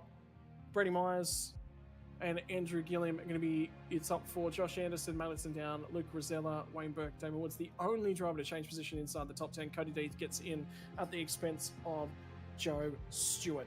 Outside the 10 is going to be that of Zach Rattray White. Joe Stewart drops the 2 spots back to 12th spot. Rick Kuznetsov actually got gains in that race, gained 5 spots to 13th. Ethan Green Gold, Jake Maloney, Dylan Rudd, Griffin Garner, Matty Bowler, Jordan Ross and Adam Briggs round out your 20. Brenton Hobson outside of 20. Lachlan Capel gained spots in that one. Dylan O'Shea gained and lost. Emily Jones actually drove quite well to get up to 24th spot, particularly with a fair bit of paint trader. Jacob O'Reilly picked the spot off of Jack Wittes, who scores points for the first time this season in 26. Terry Serrano, Ryan Jones, Glenn Postlethwaite, and Kurt Stenberg, the 30. There's 43 cars in this field, so we're still going to keep going through this one.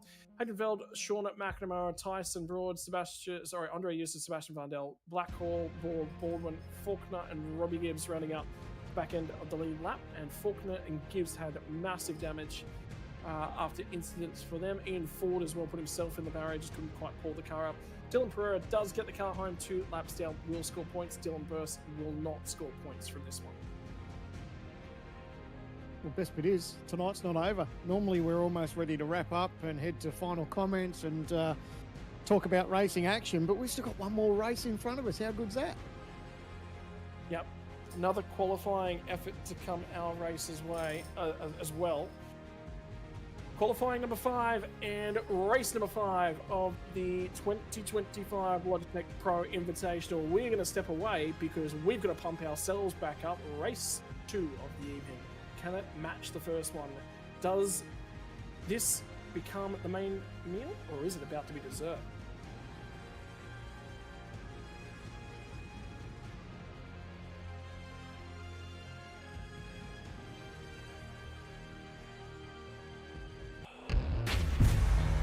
When I'm driving an F1 car, steering wheel feedback is one of the most important things. It helps me decide when to brake and how hard. It's how I feel the surface of the road. Every bump in the terrain, every wheel slip. If my tyres are starting to lose grip, I can sense that immediately. When I'm driving in a sim, I need that same tactility, that level of detail I have in a real car.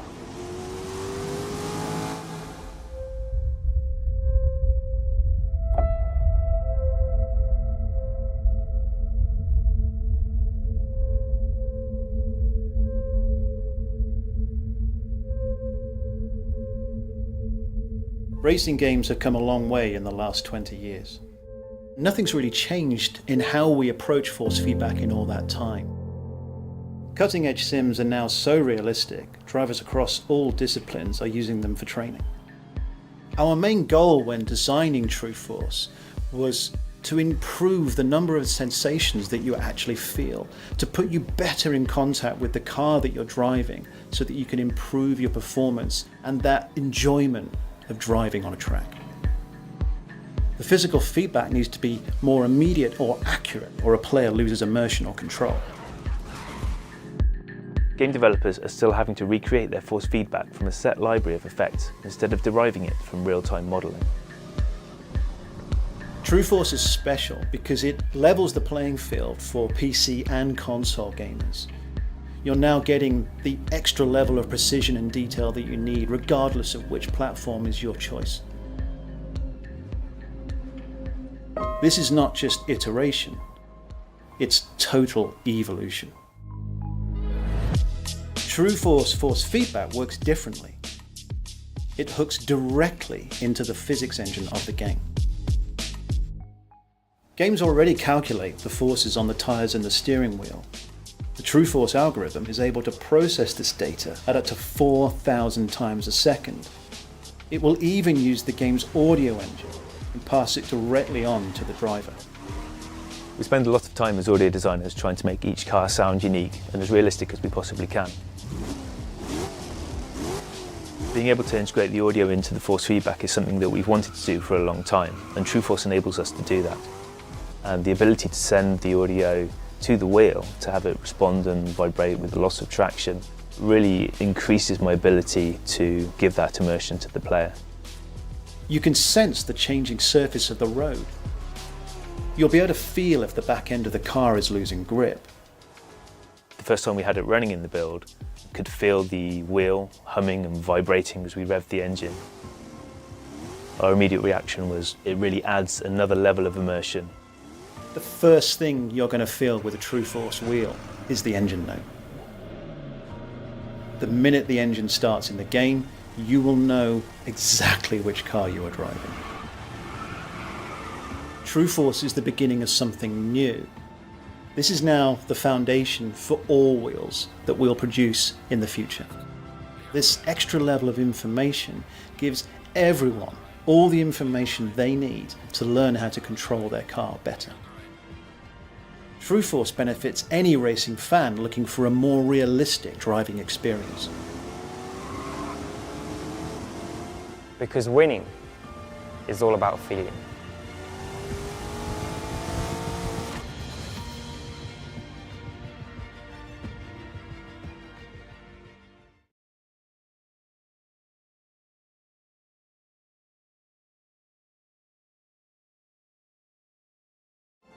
Weekend in, weekend out, Motorsport Australia officials are making waves. From waving flags, waving cars through pit lane, or responding to a wave for help. Wave hello to new lifelong friends. Who knows, you might just make waves around the world. Ride the first wave. Search Motorsport Australia officials today.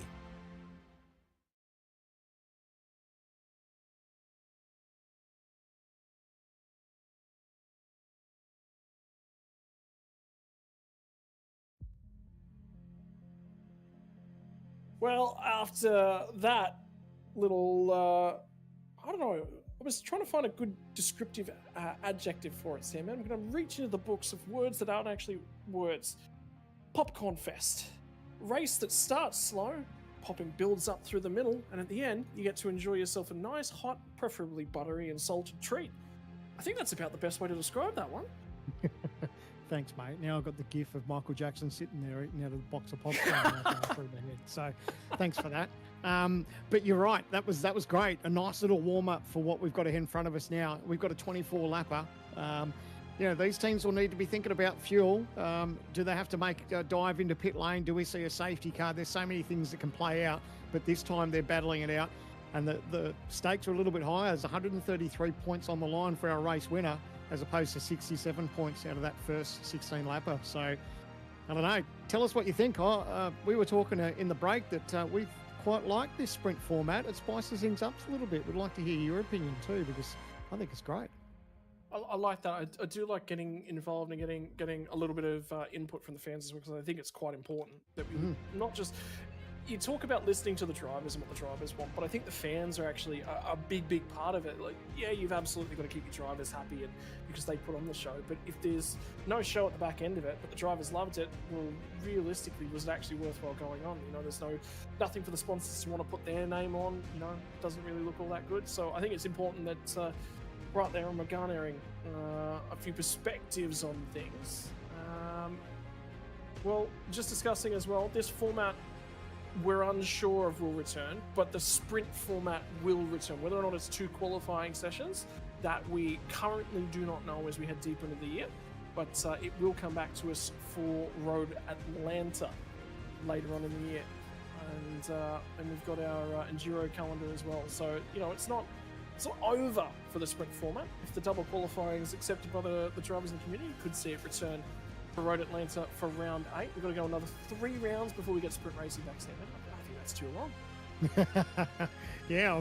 Yeah, we talked about it in the opener as far as, you've got to try new things, and I think so far it's been quite good. We've seen a great race 1.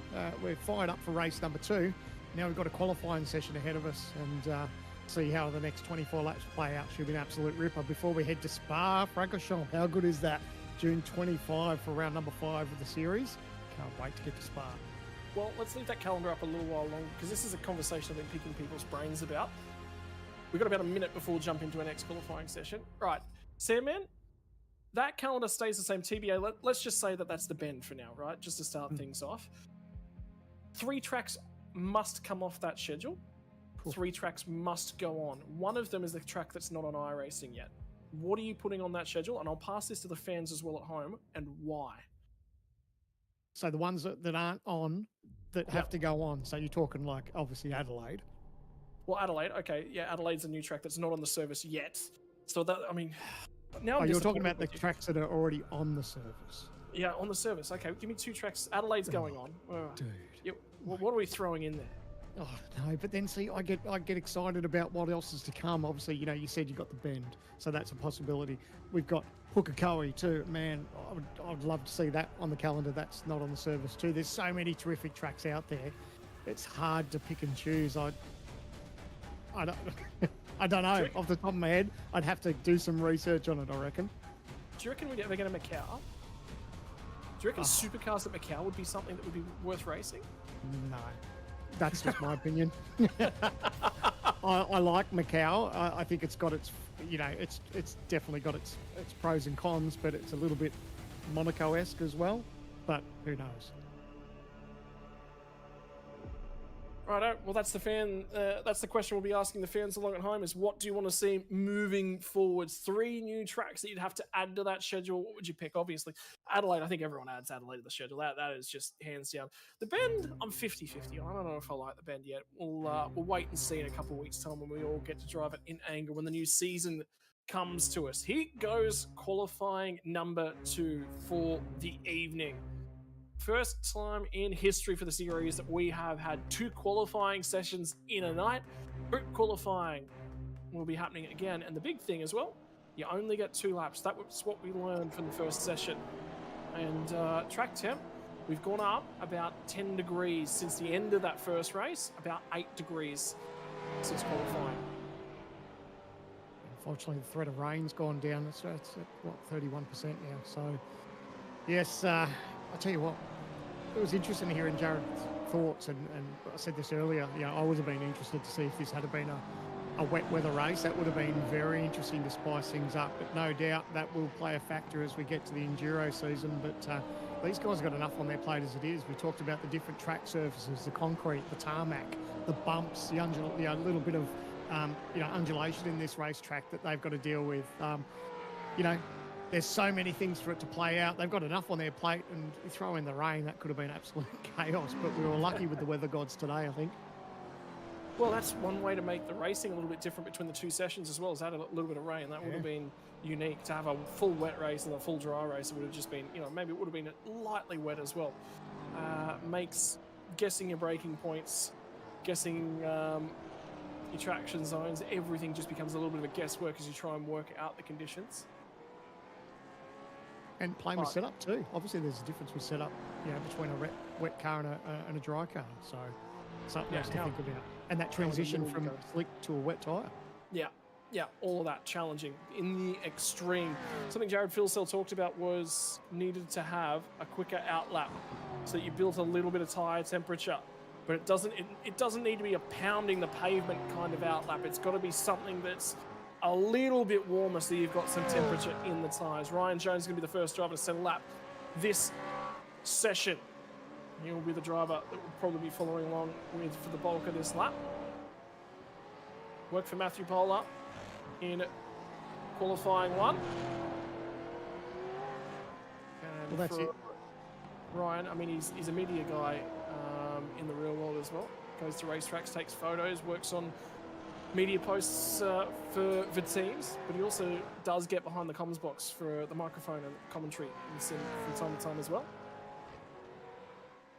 You were touching on about this qualifying. There's some race categories. Sometimes it's a benefit, or sometimes it's a disadvantage to be in separate qualifying sessions. But like you touched on, the times weren't too shabby in that first qualifying session we had, and for some of those drivers to still stay inside the top 10 for when the second part of quali came out, it's a testament to. So if you've got a decent car and you bank that time, it doesn't matter which session you're in, you can still play a factor in this qualifying session.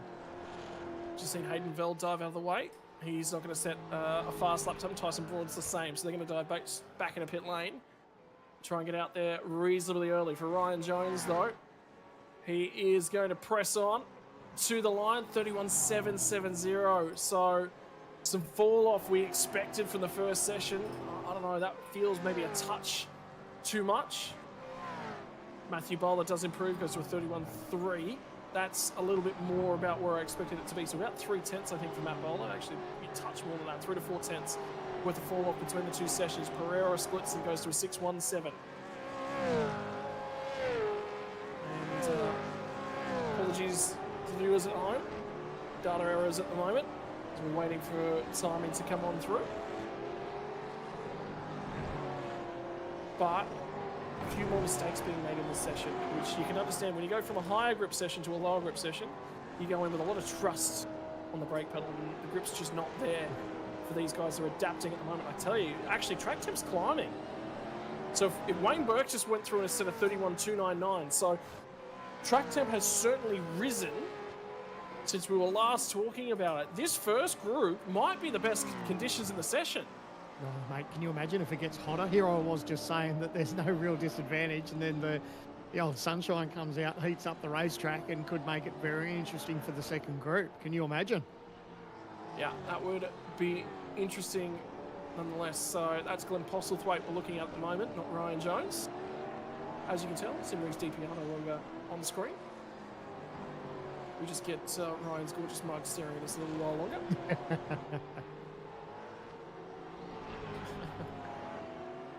But see still waiting for cars to feed back into pit lane. A couple cars just went through. Ryan Jones, I think, went for a second lap. No, he didn't. He's in the pit lane now.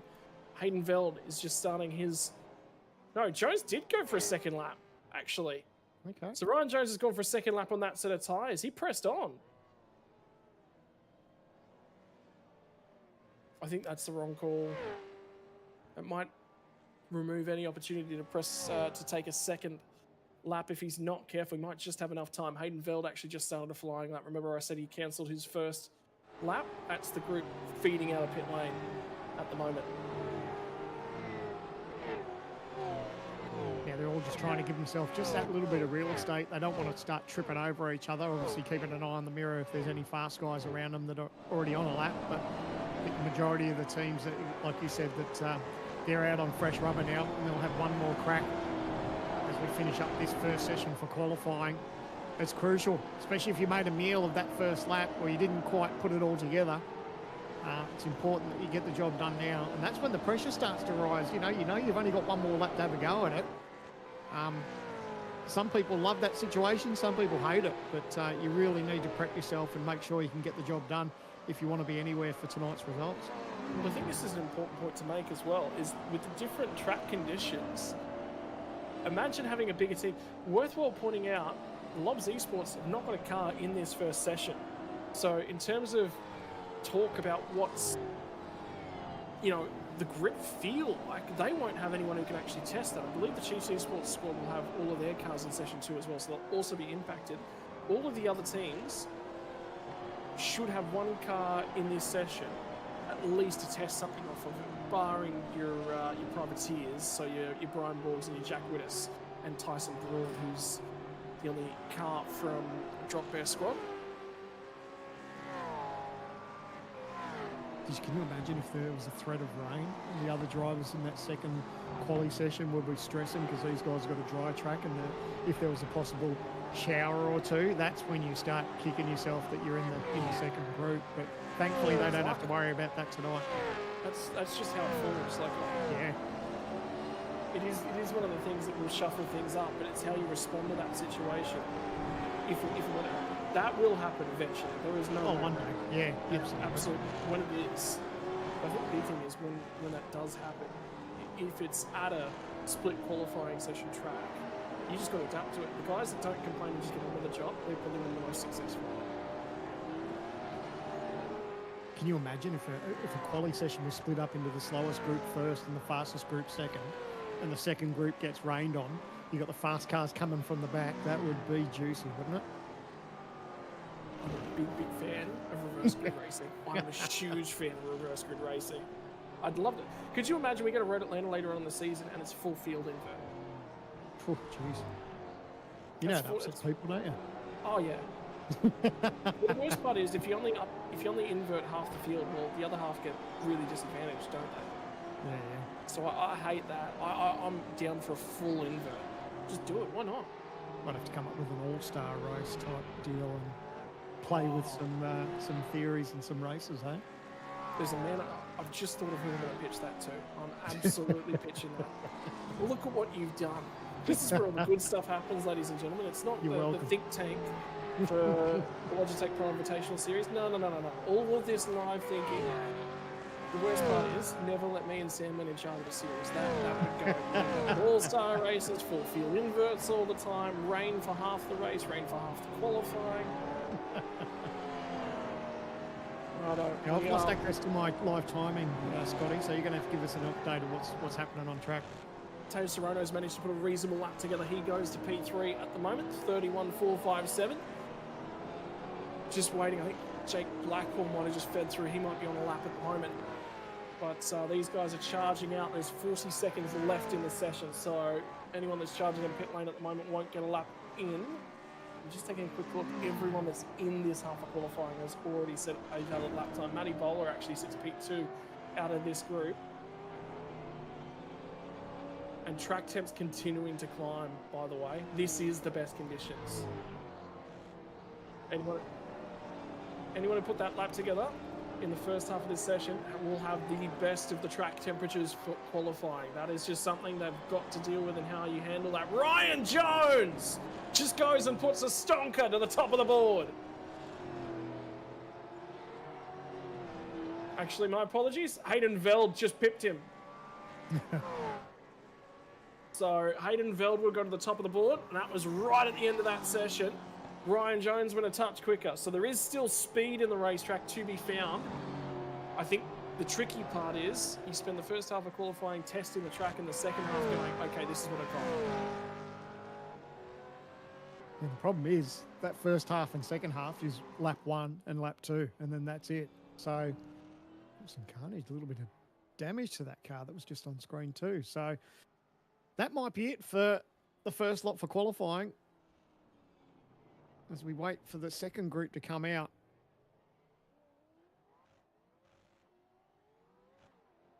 Group number 1, run and done. I tell you what, first half of qualifying, Hayden Veld 31.207, Ryan Jones 31.279, Wayne Burke 31.299, your top 3. So that time from Berkey, remember from the first session, held up really, really well. So there's every chance those 3 times could look very strong at the back end of the session, particularly if that track temp continues to climb. Yeah, there'll be split thoughts on that one. The first group was saying, yes, please let that temperature go straight up and scorch up a little bit more. And the drivers in that second group are going, no, thanks. Can we just drop that a little bit? But it's Mother Nature's way of getting involved. And like you said, you've got to be ready for any situation that arises. So good to see Wayne Burke having a good run. He's had a bit of a tough start to season 2025. But to be sort of there or thereabouts and in the thick of it, I think he'd be quite chuffed with the way his night is going so far. It's gotten reasonable, hasn't it? Yeah, two strong qualifying performances. Even if that time doesn't necessarily stand up, he knows that he's going to be towards the front end of qualifying from this group. So, you know, the worst that he can sort of do is going to be 24th or so, which not too bad. He'd be very, very happy with that in the middle of the field. But then again, that middle of the field, that's where all the clustering started. Yeah, certainly got spicy in race 1, didn't it? We'll think there's a pit stop to come in here too. So, yeah, and that's something that'll play on their minds too. Obviously, you know, a pit stop, you know, whether there's a safety car. We saw so many chances of a possible safety car in that race 1, but it never eventuated. We haven't seen that gorgeous, good-looking Logitech G safety car this season for 2025.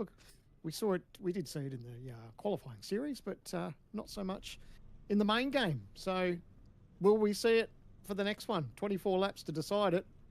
And there'll be a couple of teams praying on a couple of safety car laps just to help with fuel. There you go. We have timing back. That is the first half of the field.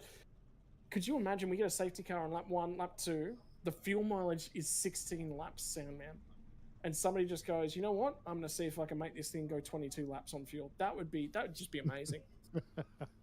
Yeah, good luck. I've never been a good fuel saver. I don't know about saving that much, but it would be interesting. There'll be someone who'll do it too. If that happens, absolutely. If you're the last car on the lead lap, why not? Why not? It. Yeah. Why not? Yeah, so we've got about 90 seconds before qualifying 2 will be released from the pit lane. This time at the back end of the first qualifying session, they were all still... There was a couple of cars at least journeying around. That's why it might sound and look a little bit quiet out there at the moment. But Kurt Stenberg, I tell you what, he's qualified 15th from the second group, the first group of qualifying both times. So at least he's consistent. He's consistent. And the times we touched on it, overall qualifying for race 1, the entire field was covered by less than a second. Like, how impressive is that? And I think I said during the broadcast that's normally something we see at Watkins Glen. You know, it's drafting, it's a pretty quick racetrack, there's not much to it. But when you've got the amount of turns and the difficulty that this racetrack's got, when you've still got the field covered by less than a second, that's impressive. Well, I don't think it's going to happen this time by. Tyson Broadset at 32.177. He's down in 21st spot, which says to me we actually have a couple of cars that might not have set times in that first group. And Hayden Veld's at 31.207. So we are separated by nearly a second in that first group. I would imagine we're going to be over a second in qualifying 2. And track temp's dipping again, so we didn't get our wish. The drivers in session 2 did. 5 seconds. We're about to roll off from pit lane. There it is. Green flag's been issued at the end of pit lane. Here we go. Qualifying 2. And here come your top 22 in the championship.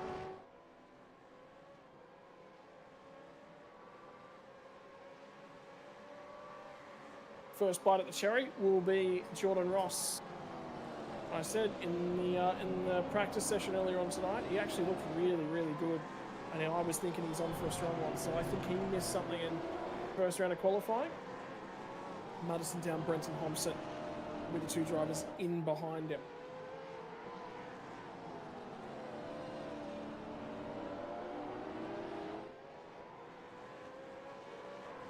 Not an overly hot racetrack here tonight, just a medium one. We had a cooler one for race 1, so it was cool. It wasn't cold, it was cool. Race 2 is going to be a medium track. So who's got a better car for the conditions presented to you in session 1? Who's going to have a better car for the conditions presented in session 2? Who's going to be the big gainer? And the thing to keep a mind for is qualifying from that first race was Jared Fieldstell with a 30.507. So at the moment in session 1, it was our pole currently is a 131.2. So there's a little bit of time to find, and it'll be interesting to see if weather plays a factor, whether, you know, Jared can get close to that 30.5 again. Time will tell. But they're now on it, and already just over 8 minutes to go. So it's basically 2 hot laps. That's all they get. So they need to make this first bank account. Yeah, so that first group mentioned Jordan Ross, Madison down Brenton Thompson. The last driver out of pit lane, by the way, James Scott, he is way out and on his own at the back end. And if you're only going to get 2 laps running down that end of the field, at least you know you get 2 laps all to yourself. And I think that's what they're looking for here tonight. I don't think being a part of the group is the best thing that happens to you. How about Rick Kuznetsov, who sits the next car in line behind the gold machine? He had a great race 1. I feel like if he starts a few spots further up, he's potential to crack into the back end of the top 10. You know, it's amazing what qualifying does. You know, it can be the cork in the bottle for you to have a decent result, isn't it? It doesn't take much. If you just miss out on a couple of positions and get held up throughout a race, it can really turn your night upside down. But, you know, you make up a couple of those spots and you sort of you start to run with the front runners and the guys up towards the pointy end. It's amazing how obviously different your night turns into. Just not getting balked and having that little bit of clear air, and it can be a real game changer. You know, obviously qualifying, it's all about qualifying, but it's so crucial when you talk about 43 cars covered by under a second. Qualifying's everything. Half a 10 can be 3 or 4 spots. Yeah. With the way this field is building at the moment. Haydenveld's lap time at the moment still good enough to sit at the top. Is anyone going to try and challenge? Ooh, yeah, Jared Fieldstell, of course he does. But have a look at the difference between them. Yes. That lap from Veld is actually something. He's only dropped in 500 in behind, and Brady Myers goes on. Luke Rizzella finally gets a lap together this season. 1, 2, 3. Lobs Esports, they'll be happy with that run. James Scott, though, will come to the final couple of turns, and the Lobs crew are only covered by 0.05 of a second as well. That's incredible, those top 4 times. Absolutely nothing in it. Now, we touched on, you said Scott had that free air. Let's see how this works out for him. He's chasing a 131.105 for pole. He stops the clock, a 31.2. So there and thereabouts, reasonable. P6. Reasonable, but not great for him. Capable of P2 in the first session. Ethan Briggold has not set a lap time as of yet. And for the number 7, on an out lap at the moment, he's cruising around. So he will try and get one together. Just having a quick look, Jacob O'Reilly only set the slowest lap So he's only sort of 136.7, 78. They're going to dive in the pit lane right here. So Jacob O'Reilly didn't see a valid lap time. Rick Kuznetsov, I did actually see him tag the barrier on that flying lap, so no valid lap time for him.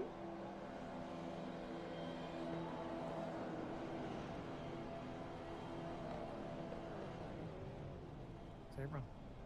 I'm not seeing Emily. No, I am seeing Emily Jones in this session. There was some chatter in the previous session about Emily not leaving the session, and they were a little worried about getting her across in time, but she is out there. Yep, P18 currently at the moment.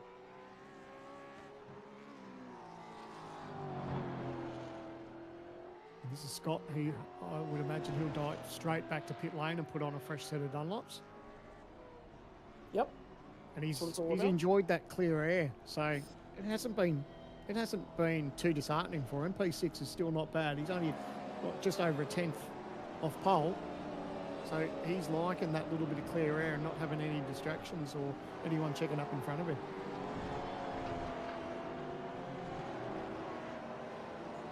Still trying to track down.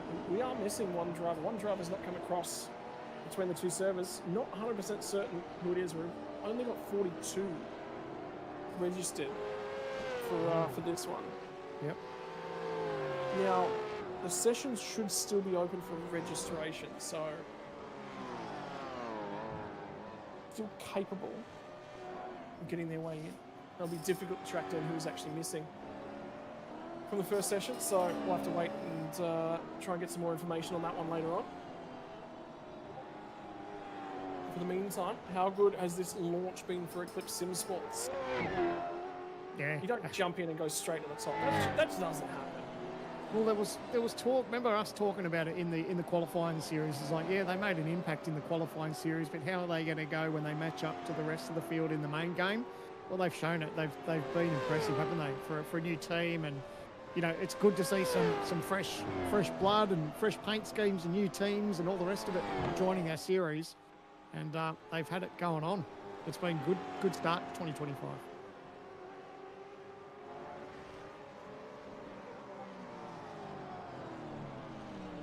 And an issue, no. What we're just hearing from Ryan Jones is car in the fence. He's right up in his 7th spot. So Eclipse Sim Sports car, it's Damon Woods. Who's right up at the pointy end of things at the moment. Now he'll just sit there because you can't pull that car out with the field truck being on, but he'll be impacting lap times. Yeah, well, there's the hole. That was a hole, maybe. It's tricky. I mean, obviously the field know he's there. He'll try and get out of it now. He's just trying. That was good sportsmanship. He knew his race or his quali was over. He just did his best not to back into anything. So looks like he just locked it up. Might have done it all by himself and just nosed it into the barrier. Hardly any damage to it, but unfortunately that's cooked his qualifying. Although there's 2 minutes, he can still get round and start again. No, there'll not be enough time because that was down at turn 3. So it's sort of a minute to get back to pit lane. There's not enough time to get back to pit lane. If he just pushes on with what he's got. Yeah, maybe. That's a fair point. It'd be difficult to try and improve though. Yeah.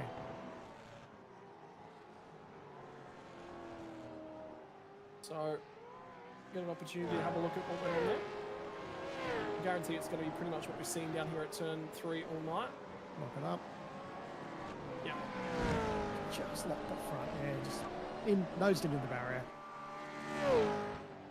The OG gear replay. Oh, Jared Philsell has gone to the top of the timesheets with a 30.9, and to say that Gilliam, he's just pipped him with a 39.08. So still finding time. James Scott, what has he got? There's a few drivers and now one more driver's popped ahead of James Scott, pushed him down to 7th spot. Who's going to find something? Oh, he's hit the wall. Scott just hit the wall on exit. Is there enough in it? He'll continue on with the lap because he hasn't got enough time to put another one together. So for James Scott, last couple of corners, somebody else has just improved and slotted inside that top 10 as well. I think it was Josh Anderson who went to P6. 275, didn't count, didn't improve for him. Jake Maloney was quick in that first qualifying session. He's now on his way through. Brenton Hobson's doing better in Q2 than he did in Q1. Couple spots gained for the Synergy Sim Sports driver. Waiting for Maloney's time to pop through. What's Goldmember got for us? Hobbo, has he improved his time? No. Not for him. And Robbie Gibbs is going to dive in a pit lane. That was an aggressive entry.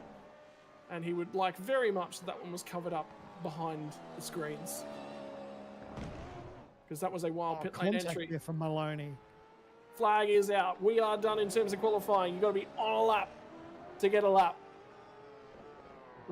Kuznetsov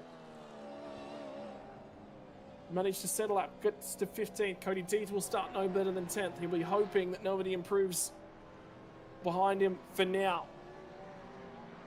Brady Myers went to P5. He did improve slightly, 35th to 24th at the moment for the driver that just crossed the line in behind Myers. Somebody else just improved, so it was Jordan Ross, I think, who found time. No, Jordan Ross is on a lap at the moment. Jacob O'Reilly improved to 24, so he actually took a big swing at that one. James Scott's coming to the line at the moment. Will he improve? 31.177. Oh, he did. Does improve to 7th spot, but worse than qualifying 1, so a better car in the cooler conditions from the 088. He's pushing on with it. I think he's still having a go. Whether he's going to improve on his time. This is might be a practice pit lane entry.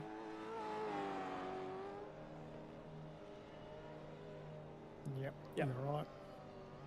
So Gilliam with a 30.908 over Jared Fieldcell with a 30.949. How good is that? Your top two.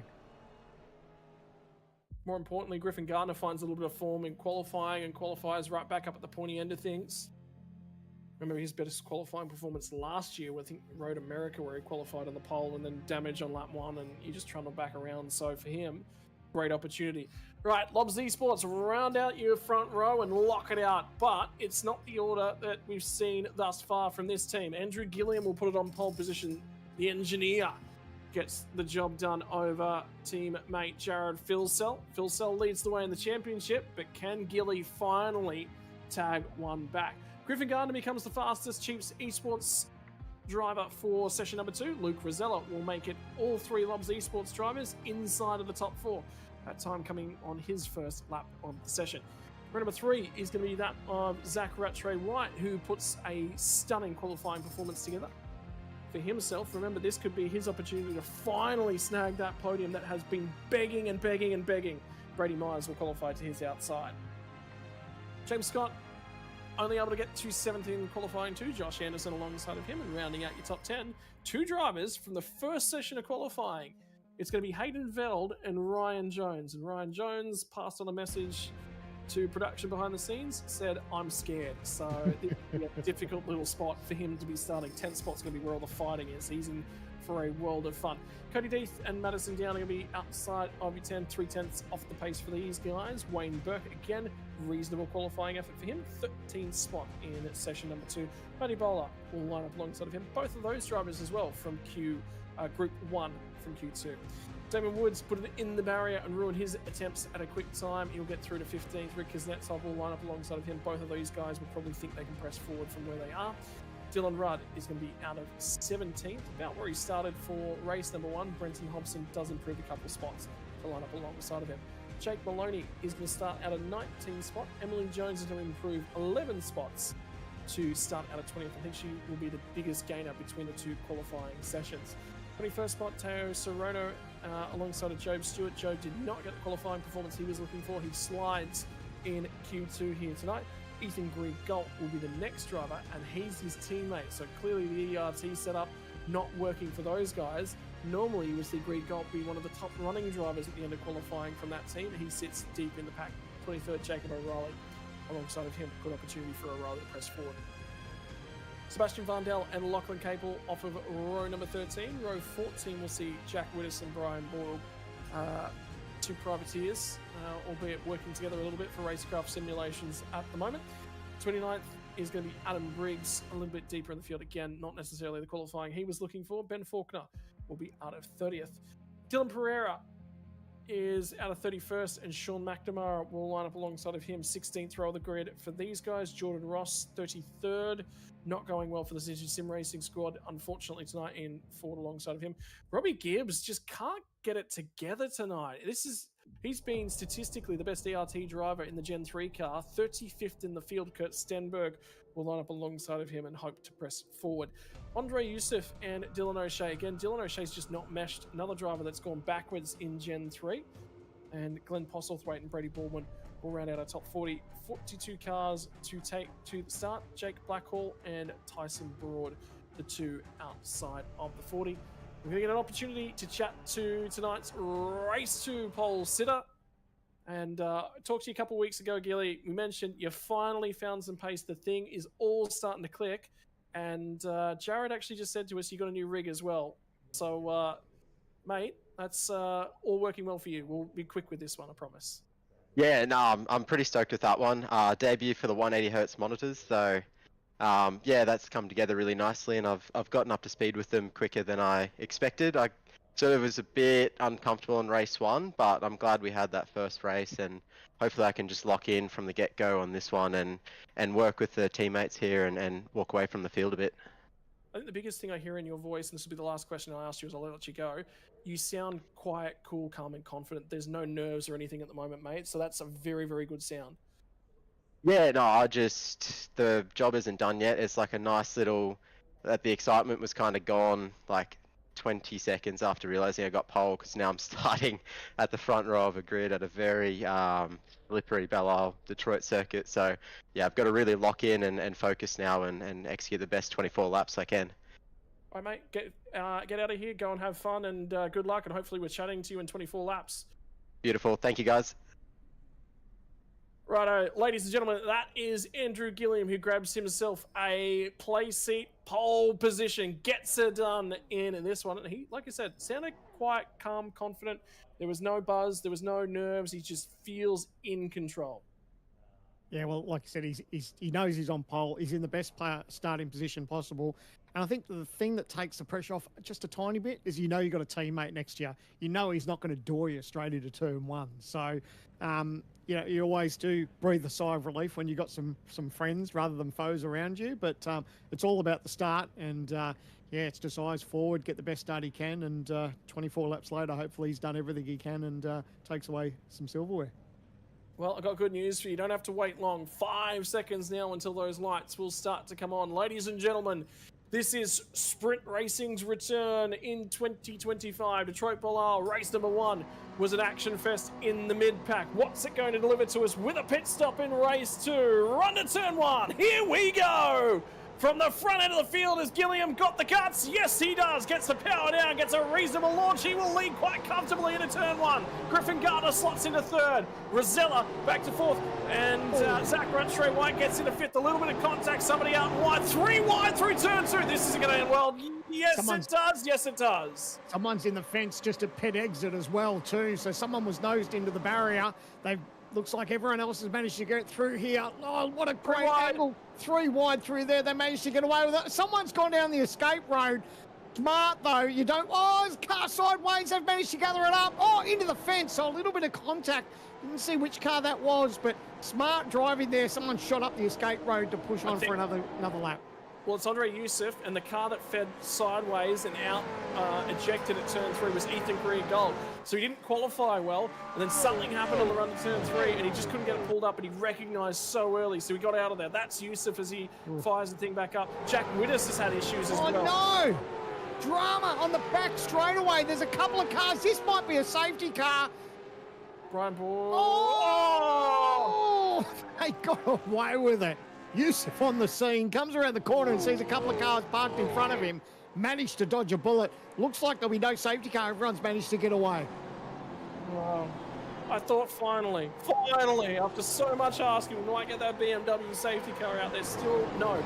We're looking at Rick Kuznetsov's start as he feeds down into turn 1. Up and over the curb, and it's the car ahead of him. It's got nothing to do with him. He's just wrong place, wrong time. Yeah. Innocent bystander. Thankfully, he hasn't got much damage from it, so he's just going to pluck a gear and get on with it. But, man, might have done him a favour. He got out of that drama. There was a couple of cars with a fair bit of panel damage for this first opening lap. But, man, We've survived. No safety car for lap 1, but there's still 23 laps to go. How? How can we? No.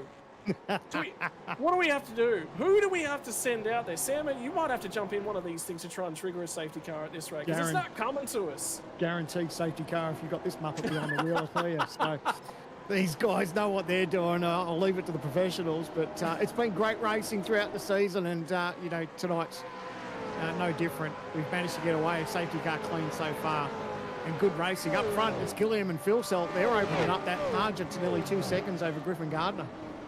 Yeah, a couple of cars at the tail end of the field. Ben Faulkner and Dylan Rudd. Unfortunately for Ruddy, title defence continues to go down the gurgler, and I think at this rate, I don't see a path back to it. He's just too deep in the field. So, unfortunately for Dylan Rudd, he's had a strong 2024. Whether or not he can transition that in 2025.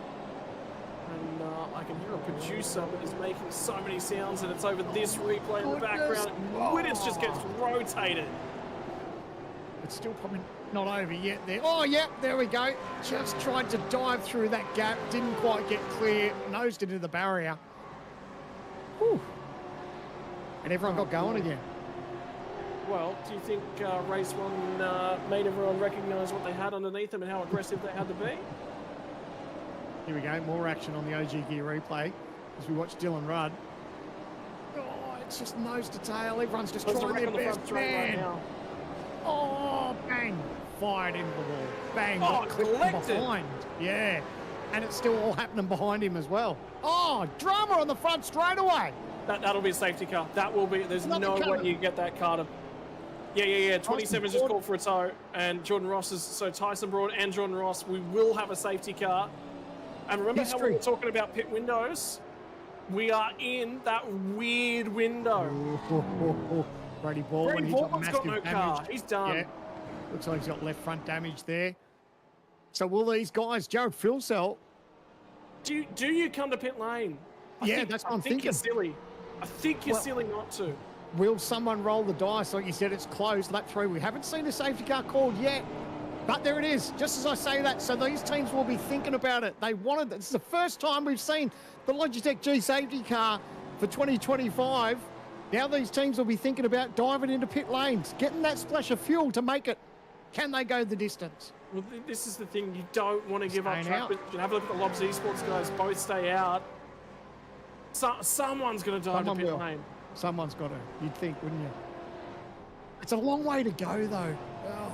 Brady Myers is in. Josh Anderson's in. So it's a TTR. Madison down. Good boys. Oh, boy. Love it. Love it. Well done, TTR. That's great. Someone's rolling the dice. I don't know what to think of this call. I do not know. And Jordan Ross just gets driven through. Oh, bang!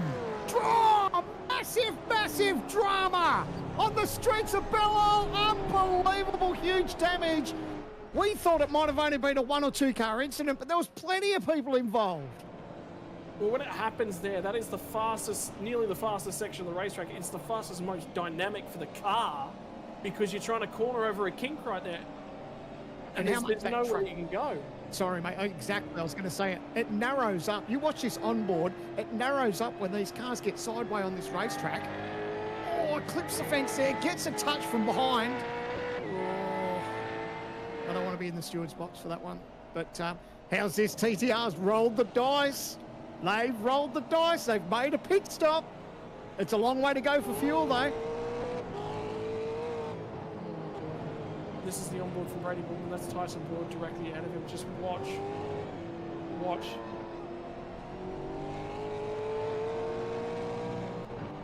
They can see there's something coming, and there's just they couldn't have gone anywhere. Well, I reckon we've got better vision up on this camera than what the drivers do in the cockpit. So we probably saw more what was going on than he did. It would have been a massive surprise. He would have known there was drama ahead, and unfortunately just had absolutely nowhere to go.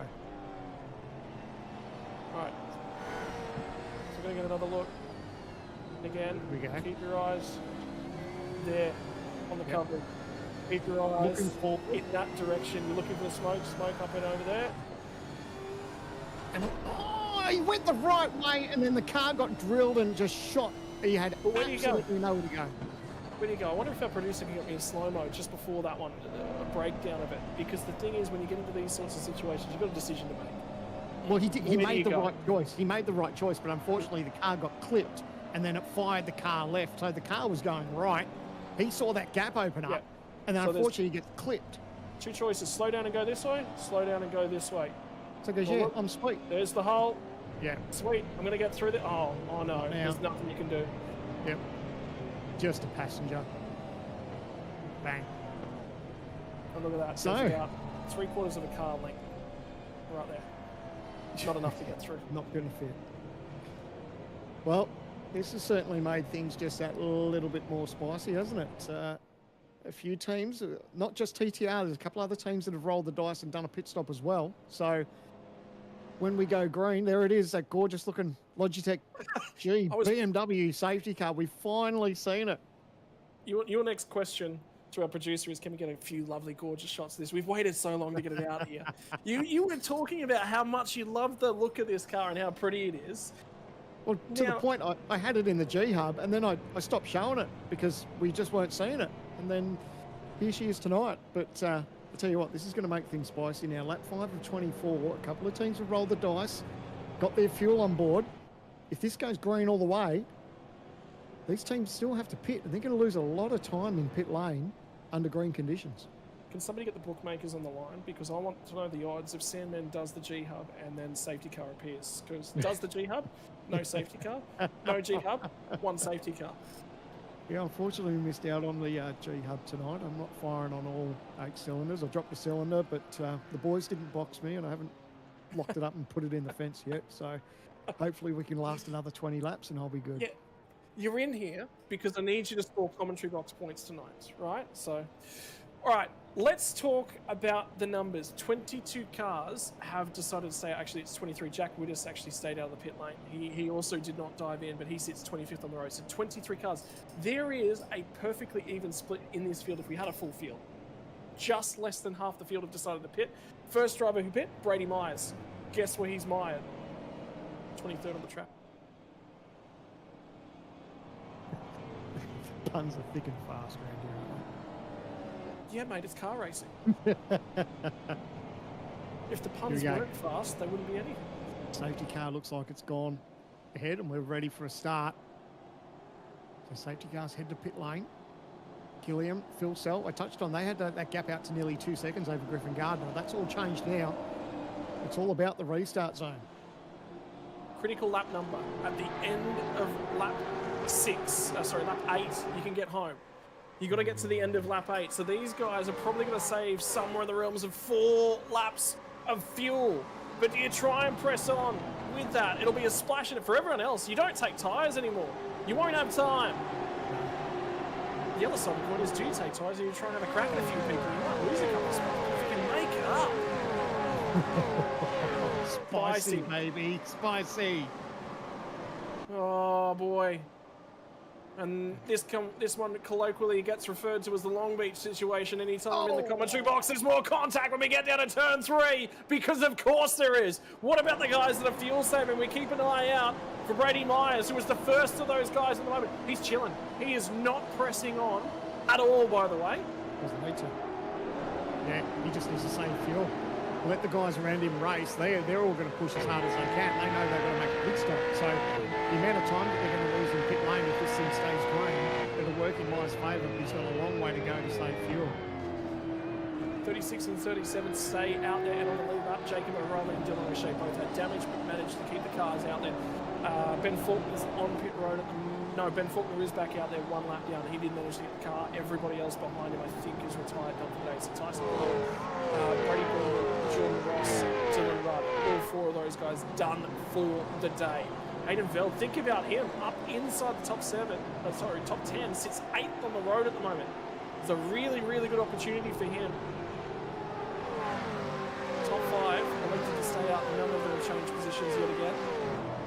This has got so many implications, Sam, and we could finally see a first non-Jared Filser winner, our non-Lobs esports winner. If the strategy call was the right call, Brady Myers could be the winner, but he's got to stay clean through the traffic. it's still he's got to manage that fuel too. It's a long way to go to save fuel, but he's rolling the dice and having a crack. There's a tale of two races going on. Which camp do you want to be on? Do you want to be on the teams that have stayed out, or do you want to be on the teams that have already made that pit stop? It's so interesting. I love the way this is going. I hope there's no safety car just to see how this thing plays out under green conditions. So they pit at the end of lap 3, and there was 2 laps of safety cars thereafter. Right? Well, sorry, yeah, 2 laps of safety car. So we went green at the end of lap 5. So realistically, 2.5 laps. That's somewhere in the realm of about 8 litres of fuel that you've got to save. Now, in the old car, you could do it. That was pretty doable. Everyone would have done it. The new car, it burns a lot of juice. But the thing that they've got in their favour is that they can just be careful. They can really roll out of it. Oh, how's the nose to tail there as we take this drone shot over the corner? They've really got to manage their fuel now because they know the leaders are going to lose a lot of time in pit lane. Just trundling down pit lane without a stop. So, that's going to take enough of it. I didn't get a time frame on what a trundle down pit lane is, but you're obviously better off if you're out under green conditions, but it's about saving that fuel. It's one of the short pit lanes that we're going to encounter on the season, and the other thing is it's also one of the slower sections of the racetrack, so you actually don't lose as much time as you would anywhere else. So that's worthwhile noting. And there's a couple of corners in between pit lane exit as well. So, yeah, pit lane losses, this is the lowest that we're going to encounter across the course of the season. Ethan Gregold, think about him. He fired off at the end of lap 1. There's big damage in front of his race car. But he's pit. He's on the strategy. He could still be in this.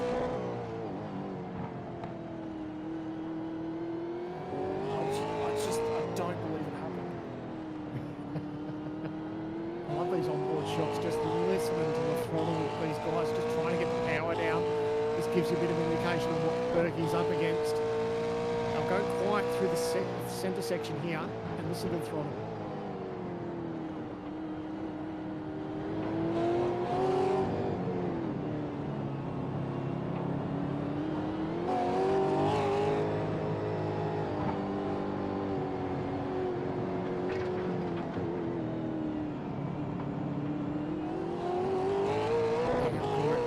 Just listening to him, feeling the throttle, just trying to time it right to get the power down and obviously not make contact with Job Stewart, who's in front of him. Oh, you can see Job just moving around a little bit. Oh, he gets nice and close.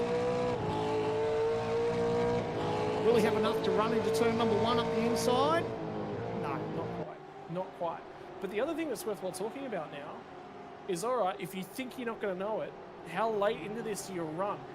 And the reason I say that is, we're now on the crossover point where you might just be able to take tyres, or might not. There might not be enough room to take tyres. You might actually lose a spot to take tyres compared to somebody. But it'll only be 1 or 2 spots. It won't be very much time that you lose at the moment. It's right on that window. For me, we all know I'm not a very good race car driver. That's why I'm in a commentary box. But I probably want to go long.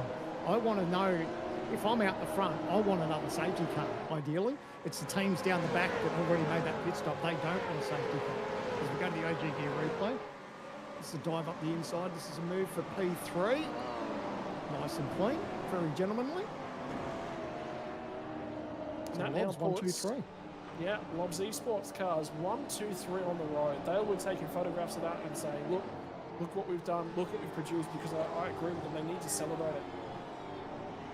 I think compared to the first couple of races, I think the field's closer. I've got to be honest. I think they're starting to be tracked down. Well, there's teams and drivers that are getting their head around this new Gen 3 car too. So obviously as the time goes on, a lot of people are racing in other series. They're doing a lot of testing offline. So they're coming to grips with this car. So that gap is now just going to get closer and closer with the front runners. And we're going to see some brilliant racing come the end of the year. Now, think about Bathurst, think about Sandown at the back end of the championship. Think about our to-be-advised track at the back end of the championship. Glenn Postlethwaite's going to dive out of the queue early, and if you might in traffic, not a bad idea to jump out of the queue. Posy was 39th at the end of qualifying, and he pit from about 22nd or so. So he had gained a significant amount of time. Now he's going to drop this pit stop. He's going to pop him. He's going to pop him off the back end of the queue, not too far off the back end of it. I'll tell you what, if they get spicy, and they are getting spicy around 24th spot at the moment, Jake Maloney, Ian Ford, those sort of guys, Emily Jones, Kurt Stenberg, Jake Blackwell, all right there. There you go. So in the vicinity of 30 seconds, you lose going down pit lane. Very interesting. So that was yeah, I was very keen to see what that time loss was going to be. So that's something that the teams will be thinking about, and whether they obviously you still need to be close enough to make that pay off and save fuel at the same time. Brady Myers is about 15 seconds off the race lead. He's losing about 1.6 seconds to race leader Andrew Gilliam. So if that gives you anything to sort of start working off, I think that was Greek Gold. We're just having a look at it. It's in the battle pack.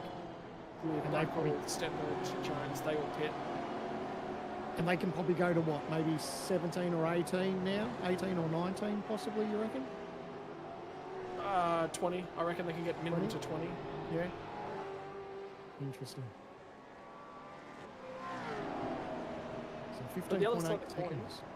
if you've got, well, somebody's just dived out of that queue. It's Jake Blackwell is coming for a second pit stop. So he's already recognised he can't make it, and Rick Kuznetsov's going to dive in as well, which means the guys that dive to the lane, it's not going to work. They're going to lose bulk spots.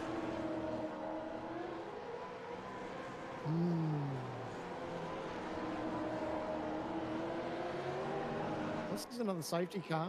That's the only thing that could probably bring it back into it. But I think for me, I'd probably still want to roll the dice and wait to see if that safety car. But I guess if you know that your numbers, you definitely aren't going to make it. Do you just bite the bullet and pit like they have, or do you try and hang it out for a safety car? Interesting. Yeah, this is just, there's so many bits and pieces that are going on board at the moment. This is side by side between Cody Deeth and Matthew Belle, and I think Belle is just going to yield. No, he's not going to yield. He's going to drop a little bit of paint, lean on him and lean on him and lean on him, and gets back down the inside. Still hangs on to it. Job, boys. Did that without getting into each other. That was great. I thought he was gone for sure. I thought Cody Deeth had that one by, you know, he was a day late and $1 short trying to get it back down the inside at 11, but he got the job done out the other side. Cody Deeth smacks the wall, gets in the pit lane. He says, right, I'm giving up on this. Yeah, tear off the Band-Aid, get it over and done with. But it's still Gilliam and Phil Self up front. Lap times are critical here. They've fallen off by over a second. Our front runner's fastest lap of the race, 31.281 for Jared Filsell. He just ran a 32.271. So lap times are falling off significantly. And what's Myers doing? He's doing 32s. So all that margin now, 17.3 seconds.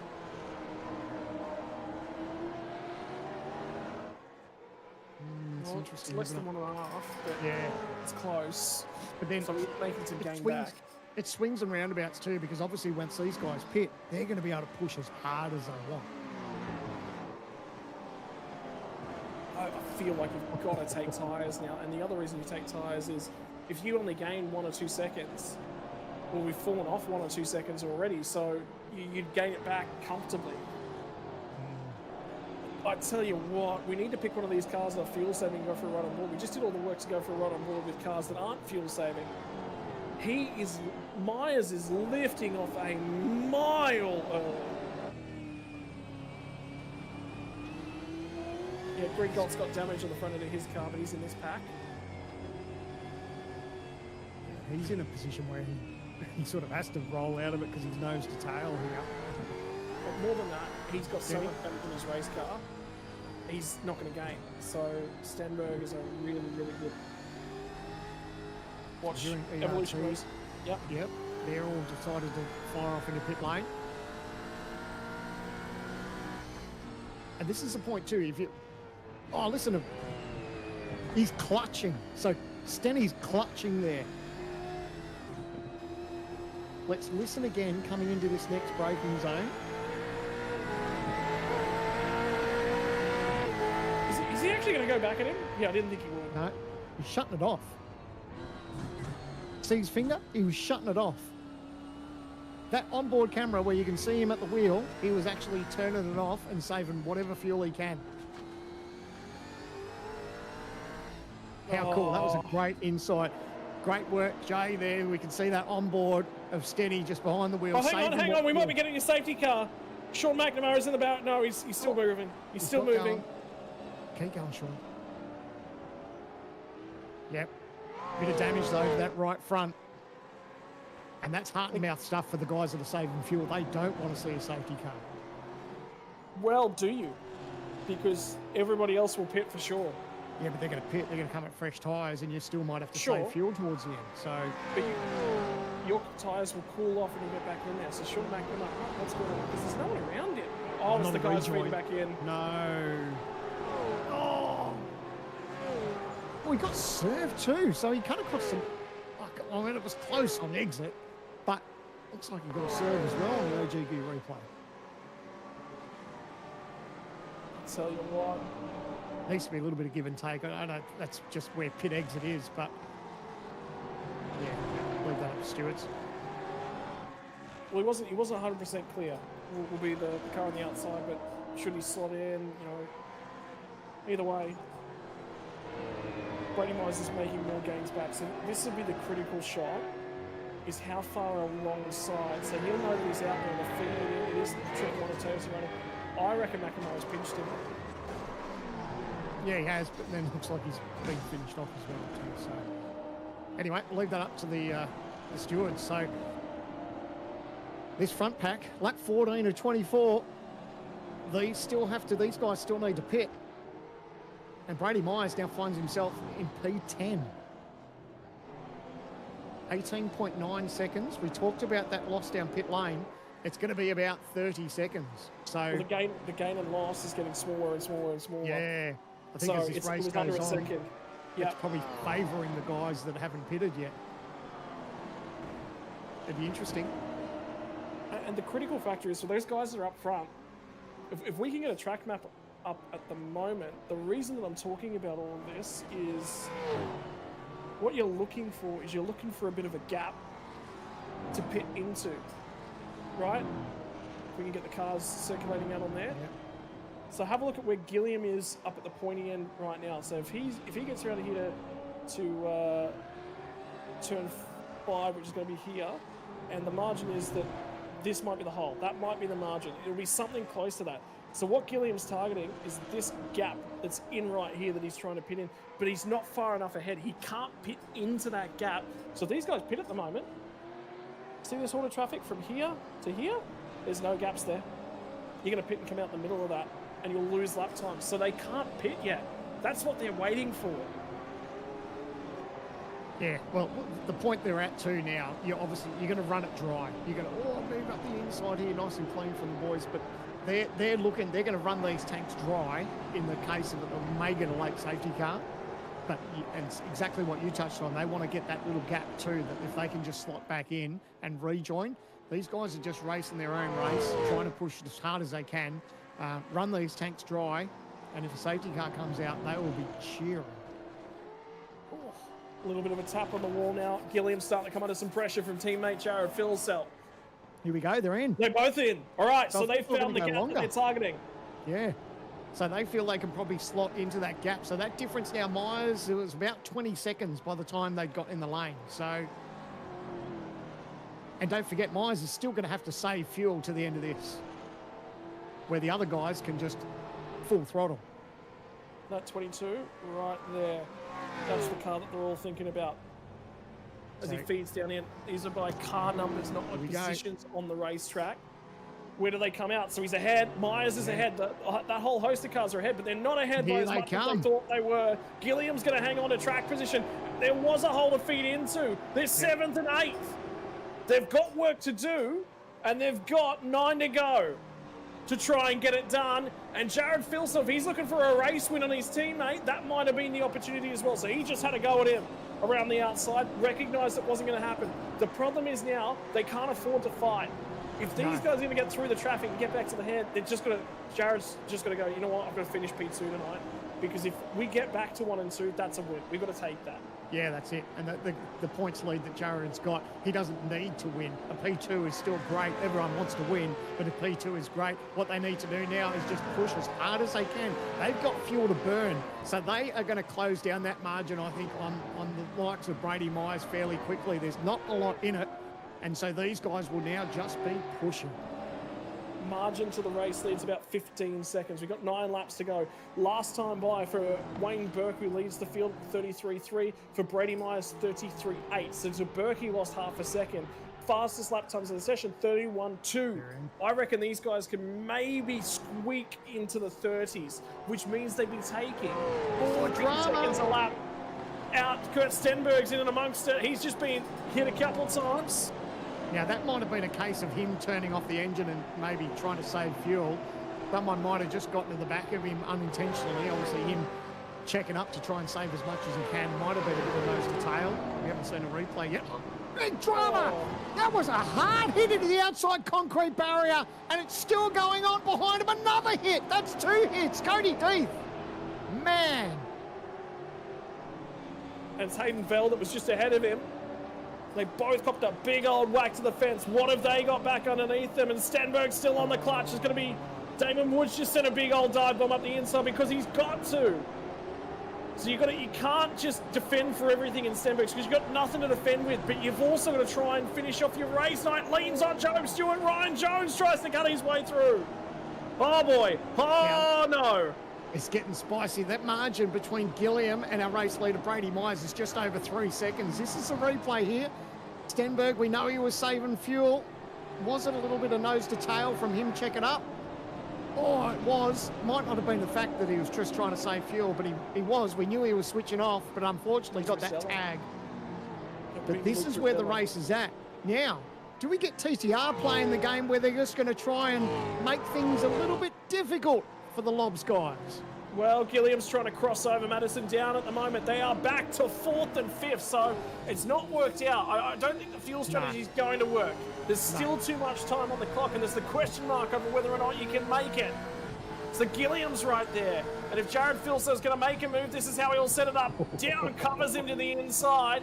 Filsell might try and check up a little bit here and get the run out the other side. He builds a little bit of a run, still in the back of him, still in the back of him. Here comes Filsell. Filsell's going to go alongside Andrew Gilliam. I'm sure we're going to be 3 wide when we get down to the braking zone down here because Madison down must save fuel. Must save fuel. Somehow, Andrew Gilliam comes away with this one. He's looking for the crisscross. Now his teammate leans on him. He's in hot. Here comes Filsell. Between 4 and 5. No.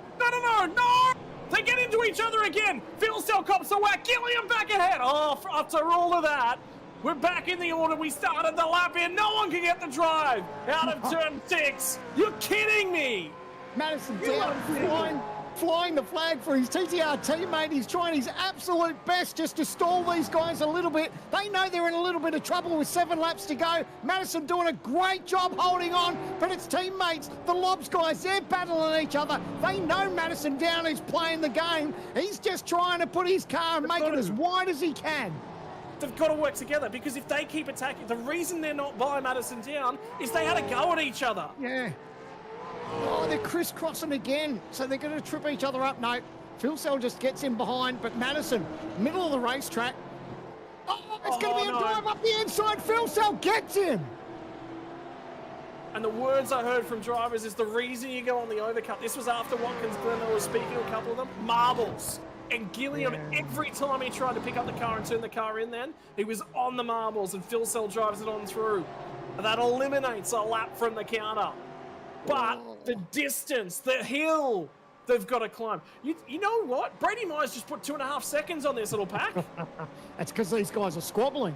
Madison's doing everything right. He's positioning his car. Jared's going to try and make a move up the inside. Can't quite get it. Don't be surprised. There might be just a little bit of nose to tail. That's exactly what Jared's doing. Using the chrome horn, just letting him know he's there. The problem that Filsell's got, along with Gilliam, is if they do get past Madison, they've got Anderson to deal with before Myers.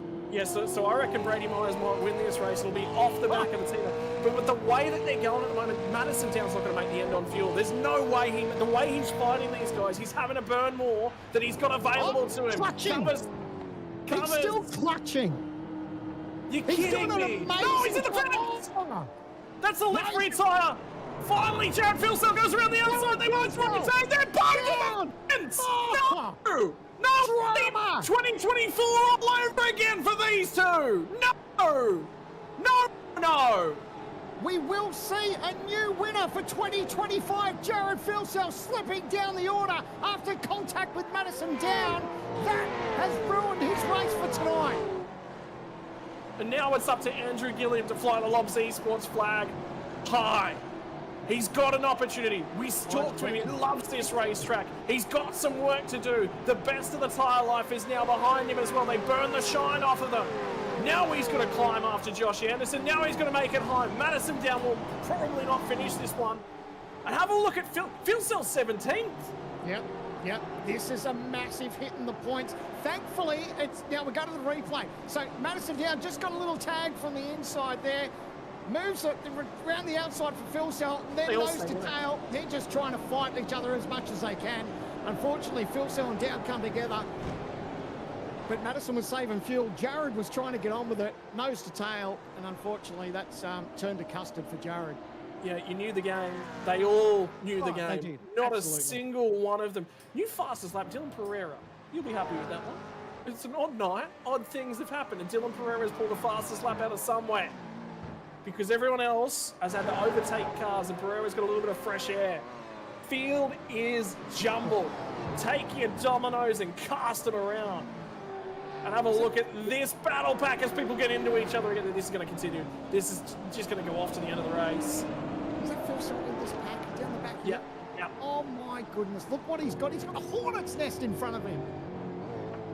And he'll have he's going to move to the inside. Carnage! He's managed to dodge. Oh, he might make up 3 spots there with that Carnage. I'm pretty sure that was Ryan Jones that was on the outside. They got pointed out of the way. Filsell gets to the inside, sends it deep, pulls it up, picks all their pockets. Yeah, didn't care. He's just pushing. Oh, no! Into the fence. Oh, this race is coming unglued now with 4 laps to go. Was that Belle? Was that Sebastian Vandel? Sebastian Vandel was in the fence. Yeah, it was a Vermilion liveried car.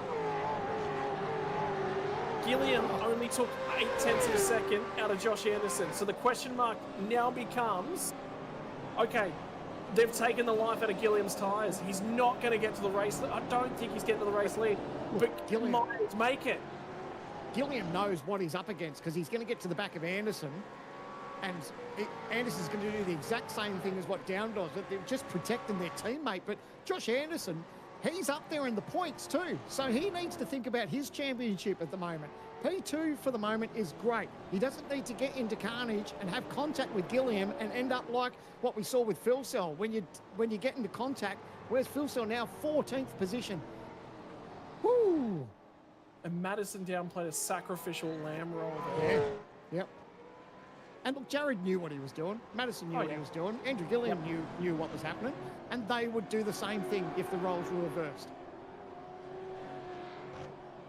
Yep. The worst part is, if they have not squabbled over at turn 2 and turn 3 between the team, they would have gotten Madison Down when they got down to turn 3. Yeah. Oh, gee whiz. Is that going to be a moment that decides it tonight? Check out this OG Gear replay. Damon Woods. He'll do this all by himself. Went in a bit hot, locked the tyres, kept it out of the fence, done a little spin, flick spin, and gets up with it. But you know what was interesting is that onboard camera when, as we see, this is all still going on back here.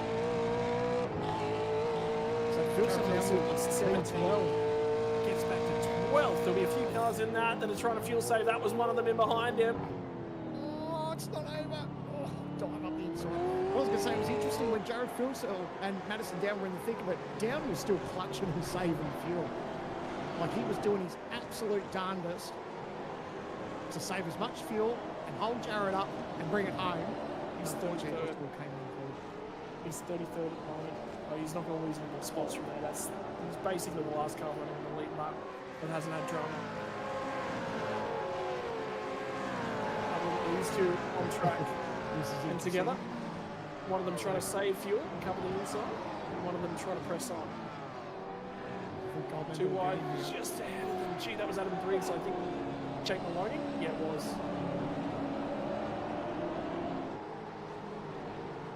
Steady be nervous when you're still trying to save fuel. Hopefully it just hasn't dropped out the server just now. Taking the share, but he's back. That's good. So up the front, Brady Myers, Josh Anderson, they're trying to open up that gap. Job Stewart's just picked himself up a drive-through penalty.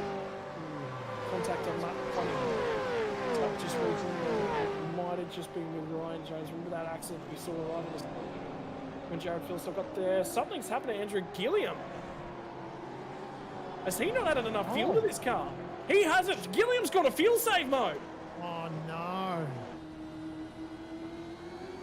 He's short fueled to get back out ahead. Let's listen. And he's not got enough fuel. Luke Rosella has just overtaken his teammate because there's a big lift off from Gill. In fact, he's going to have to cover Griffin Gardner. Now he goes on the fuel side. Yeah, he's short. He's short. Oh, wow. But he changes him into the brake zone. Yeah. Oh, it's still not over yet. Gilliam may lose a spot here. He's vulnerable, but trying to save fuel with 2 laps to go.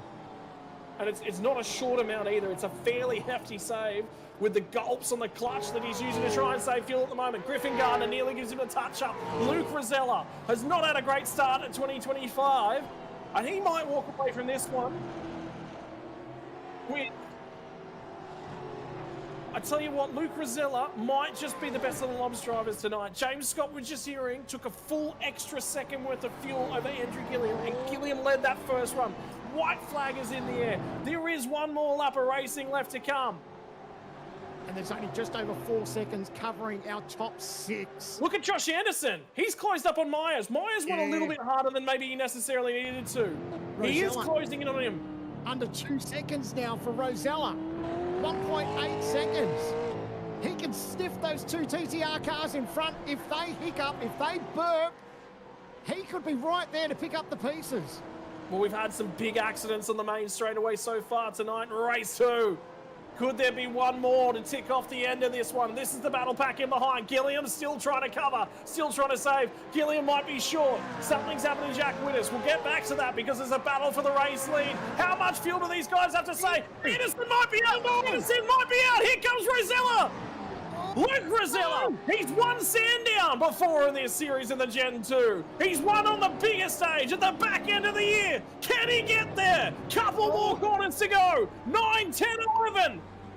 Is Anderson on fuel? I think he might be coughing already. He's so short on fuel. What about Gilliam?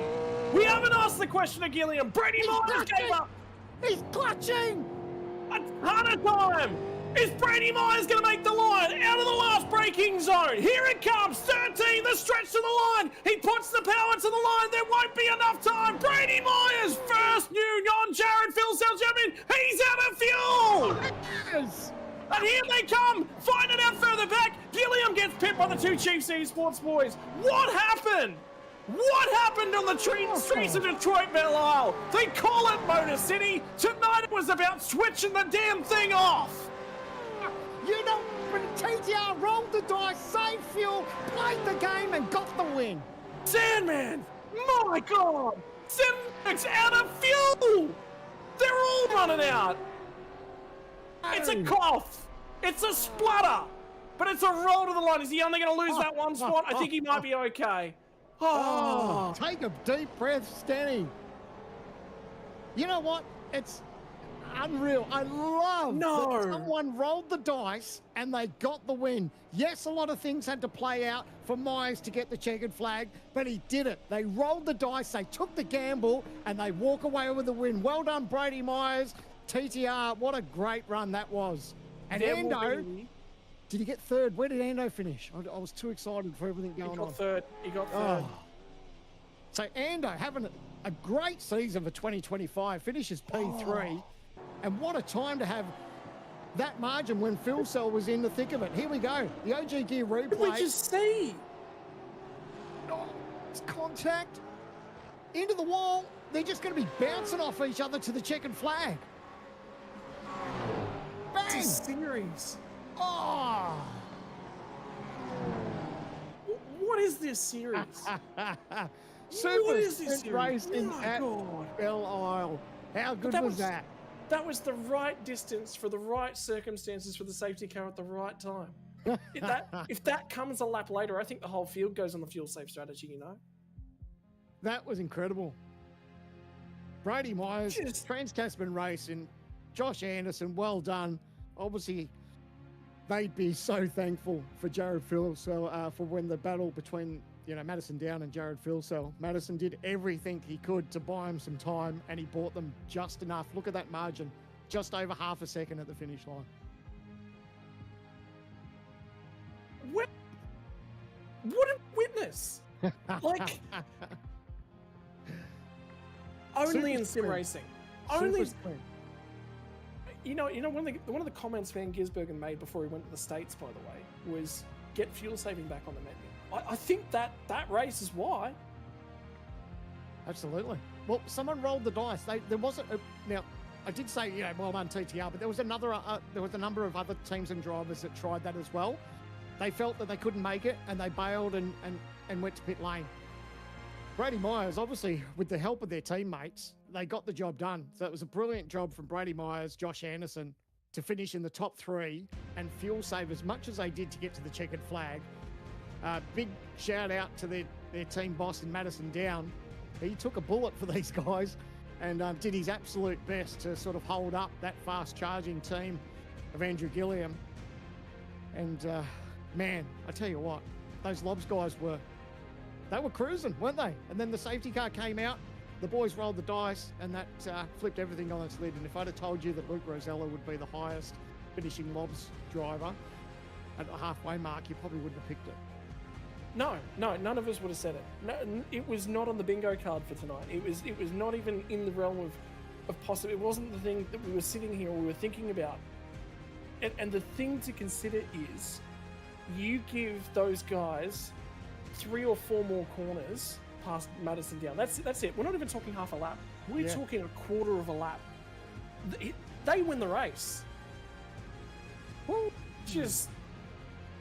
you've got to be kidding me. No, okay. I need to calm myself down because I'm not sure what I've just witnessed. The field is rolling by. Right, I'm going to run through your top 10 because I think it's worthwhile mentioning. Brady Myers from Luke Rosella from Josh Anderson. Griffin Gardner gets back to P4. James Scott 5th. Chiefs Esports squad, not a bad night. It's 4th and 5th. They'll actually take that one. They probably won't be too hard done by for that. Andrew Gilliam will feel like he has been absolutely taken to the cleaners and robbed for 6th spot. Zach Rattray White, Matthew Bowler, Hayden Veld, Cody Dean. I really want to know, out of that Lobs Esports outfit, if Fuel Cell was also in a touch of fuel trouble as well. That's your top 10. 11th spot is where Jared Philsell gets back to. So he recovers quite nicely. His first non-win of the event, not even in the top 10. Emily Jones, reasonable night at the office for her, 20th to 12th. That's actually a really good night considering where she started. I think it was 30th for race 1. Wayne Burke from Adam Briggs, Brenton Hobson, Lachlan Capel, Robbie Gibbs, Ryan Jones, Jake Maloney, Glenn Postlethwaite. Right. Where do we get back to? Ian Ford. I'm losing my place. I can't keep... I'm shaking. My hands are shaking, Stan Man. 21st spot, Ian Ford from Rick Kuznetsov, Jake Blackhall, Andre Youssef, Damon Woods, Ethan Grigg Gold. He was also on the fuel safe strategy. Job Stewart, Brian Borg, Kurt Stenberg back to 29th. Lost that spot to Brian Borg. Sebastian Vandel, 30th. Right, outside of your 30th, we had 4 or 5 more cars on the lead lap. They were Dylan Pereira, Madison Down, Taylor Serrano, Jacob O'Reilly, and Jack Witters. By the way, Dylan Pereira sets the fastest lap of the race as well, 31.262. Then we get into the retirements. Ben Faulkner, 2 laps down, will score points. Sean McNamara, 8 laps down, will not score points. 75% was the required marker. Would have been lap 18, would have only needed to be 6 laps down. So everyone from Sean on down will not score points for this one. Dylan O'Shea, Tyson Broad, Brady Baldwin. That was all the way back on that opening lap, by the way. Jordan Ross, Dylan Rudd. Wow. Oh my God. A safety car did more laps than Dylan Rudd tonight. I tell you what, it's going to be interesting. Whoa. Hold up. There is a post-race penalty to be applied that I've just seen. Luke Rosella, 10-second penalty for lap 16, turn 12. Won't finish on the podium So that'll Griffin Gardner will move up, so he will finish 8th spot in behind Matthew Bowler. So Andrew Gilliam is still the best finishing Lobs Esports driver on the night. So that moves Anderson into Oh, P2. God. Wow. So Myers, your race winner, Josh Anderson P2, Griffin Gardner P3 after that 10-second penalty for Rosella. Unbelievable. What has happened tonight? Well, from one of the drivers that was in the field, one of the drivers that was on the push hard and go nuts strategy, Griffin Gardner had a boxing match with Andrew Gilliam on the last lap, mate. That race from the commentary box was wild. Did you guys think the fuel save strategy was going to work for those guys at any stretch? Definitely not. We thought they were going to pull up a fair bit short. Obviously, I think there was some good battling going on between obviously Madison and Jared that unfortunately ended up in a bit of a pile-up, but that obviously helped Josh and Brady a little bit maintain the gap. So I think it would have been pretty close, all things normal, but that's just how racing is. Mate, in terms of overtaking the guys that were fuel saving, it looked a little bit treacherous to try and pick up where they were starting to pick up the clutch and whatnot. So I'm assuming it was all planned. Give them sort of the warning that where you're going to go. Was it difficult to read the overtakes in that last stanza of that race? Yeah, there was a couple coming down the back straight where you're not sure where they're going to be lifting. So it's just making a clear line, and then some of them were lifting out of it, some of them were lifting and then trying to battle into the braking zone. So everyone was different, but thankfully everyone raced pretty clean there. So yeah, it's good. Mate, in terms of things, new squad, Chiefs Esports, everything's been going reasonably okay. That's obviously a standout finish now for you for the season. The confidence I feel like in this 2025 outfit has been steadily growing and growing and growing for you guys. New hands on the car. Are you yet in a position where you're feeling comfortable, you're feeling you're back to your very best? Are you still chasing those little bits and pieces? I think we're definitely behind the car. Obviously, working alongside the Eclipse Team Sports boys this season, and a lot of work's been put in. But the Lobs car has clearly got something on the whole field. I think it's up to everyone else to go and chase them. So I think we've got a bit of work to do. But with the amount of talent we've got in this group, you know, the driving's up to standards. So we just have to work on the car, and I think the results will hopefully come. Mate, and finally, congratulations on P3. Well managed, made sure you got home, made sure it was clean in the end there. Who would you like to give a thank you and a shout out to? Yeah, just big thanks to all the boys, obviously James, Dylan, and the crew at Eclipse for all the work that goes in every week. Much appreciated. Thanks to the guys at the Chase for all they do for us, and obviously the sponsors, Aussie Broadband, Logitech G, and Westfield. And thanks to the admins for the series, and thanks to you guys for the broadcast as well. Mate, thank you very much. Good to chat to you, Griff. And there's a lot to dissect at the end of that one. I wonder you might be willing to go back and watch a few of those laps because it went off. Cheers. Righto. Sam, man, do you feel like you're up to an interview here tonight? Oh, absolutely. Have to talk to the man, Josh Anderson. Congratulations, buddy. Relegated up to P2. That strategy to roll the dice and save fuel to the end. Heart and mouth stuff, mate. How are you feeling? Yeah, thanks, mate. I've never rated my fuel saving abilities, so I was always pretty, I'm and ahhing about doing it. I'm a left foot braker. I know how to right foot brake, but I just sort of feel more comfortable left foot braking in the sim. And then I was in the race. I was like, shit, I'm not going to make it. Like I was not going to make it. And then I was like, far out. I got to like left foot on the clutch, then change in the braking zone to my left foot on the brake. Like I was like a dog's breakfast out there. And I thought, do I start right foot braking? Because like I've raced the 86, I've got a right foot brake in that. Like I've not done it much, right? I've basically had to learn a right foot brake when I drove that car. But it was, yeah, I somehow got home. I was shitting myself, mate, to be honest. I was like a cat on a hot tin roof. Like I was properly shitting myself, but we got there somehow. When you were clutching down the back straight and you missed out, you thought at the time that you'd lost second place. Were you sort of burning up inside, or were you just wanted to bring it home for P3, or were you spewing about missing out on P2 at that stage? Oh, yeah, like I was spewing at myself because I thought, Josh, come on, you've got to be better than this. You've done a lot of racing in the sim. You've got to be better at fuel saving. Like there's no excuse not to be better at fuel saving. And Mads is amazing at it, and you got to learn from that. So I was pretty angry at myself. To be honest, like I never thought the win was even on. obviously Mads, played the Sergio Perez a bit and held up the Lobs cars. But they did that to us, so it is what it is. That's something we touched on in the broadcast too. If the Yeah, roles had been 2023. reversed, they would have done the same thing. And 100%. yeah. So, but yeah, for me, I was just focused on getting it home. That's why, if I had a bit more fuel, I would have definitely been a roadblock for Rosella, but didn't have the fuel, so there was no option. I just had to. I was clutched from halfway down the straight, and mate, I thought I was cooked, to be honest, until like the last corner. I was like, actually, no, I can give it a squirt and I'll make it. And that was pretty. My heart rate's still elevated, so it was good. Don't blame you, mate. The confidence, I was thrilled when I saw you guys rolling the dice that someone was actually, brave enough to have a crack at that. The safety car fell, and I thought, geez, it's a bit of a stretch to save that much fuel. I'm not a great driver. I'm worse at saving fuel. I can't do it for the life of me. It's definitely a skill, and for you to bring it home and do the job, that's a huge credit to you and the team. Yeah, mate, I think I was going to map a button clutch after the last race and I didn't do it. I forgot about it. I've either got to figure out if I'm going to right foot brake because the way I was going into turn 3, left foot on the clutch, then change to left foot on the brake. I almost had some bell ringers, mate, going into I was all over the place. So I've got to get better at that. But we made it. And I'm pretty happy. It's been, I think, because I've been lucky enough to be doing the VRS work. So it's been getting me on the sim more. And I used to be on the sim a lot, when I was in uni.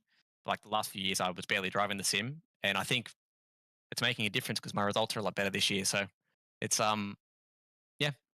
keep trying to get better. And I've obviously, Jared's pace is phenomenal. So we're a long way away from that. But if we just keep trying to get better and better, and then hopefully we can come by the enduros, maybe we can sort of have the pace to challenge them. But we just got to keep working it, trying to get better, both in our technique. Mainly, I think it's mainly driver, to be honest.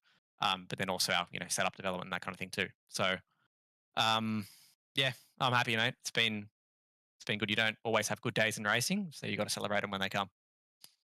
And just one more before we let you go. That this year has been incredible for you. It's been a great start, and for today to come away with a P2 in race 2, it just adds to how well that 2025 is going for you. And like you said, more time in the sim, that VRS work, and I think that's really showing, mate. So keep it up. You obviously got to be stoked with the way the season's going so far. I know it's early days, but it's a good start to the season.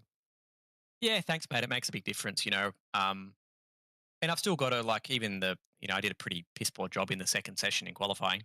So we're not sort of trying to say that I'm a gun now, but it's made a difference. I always knew I could drive. I raced in Pesk a few years ago, so I knew I could drive, but I think doing a lot more laps has been good. So it's just getting you on the sim more and sort of forcing you to drive more, and then it seems to pay some dividends in the end. But yeah, it's massive thanks to the whole team. We're all getting old. We all joke that we're all washed. Probably true. We are extremely washed, but we all get on. We have a laugh. We have banter in Discord till 3 a.m. and we try to just go racing and have some fun and sort of we're all mates outside the sim. So it's a great environment to be in. I think Brady and I send each other Instagram reels every day consistently. So yeah, it's good. So we're happy. We'll try to persist, get better for the next round. So we got pace to find. There's no denying that. This wasn't a win on pace by any means, but press on to wherever the next round is. I actually don't know where it is, and we'll hopefully go one better there. But we'll see. Well, you're off to Spa, mate, for the next round. Keep up the great work. And before we let you go, how about any people you want to thank along the way? Yeah, like I said, love TDR. It's your home. So everyone that gets on at TDR, but I want to thank Brady. Brady and I, we often say in TDR, yeah, we're all old. We all have jobs. We're all busy. We never drive. We never do any practice. We also sort of whinge at each other and say we need to get on more. But Brady and I sort of this week were Brady put in a lot of effort. And it's good to have, if Brady wasn't keen to drive, then I wouldn't be driving, for the practice for the event. So I'm really glad Brady got the win because he fully deserves it. And it's very rare in racing. I can assure you of that. But you put the effort in and you get rewarded. And that doesn't always happen. but sometimes it does happen. And yeah, it's awesome to see Brady get that win today. All right, congratulations, Josh. We'll let you go celebrate. And Gotti, now you can catch up with the man he was just talking about, our race winner for tonight, Brady Myers. There comes a moment in every race where you're fuel saving, where that question goes through your head of, have I done enough? What have I got left to do? Is there too much to save? When did you know that you were going to make that car home? Because I tell you what, you coughed, you spluttered, you died over the line, and there was nothing left. Normally you get to celebrate and do a burnout. Tonight it was just, thank God I made it.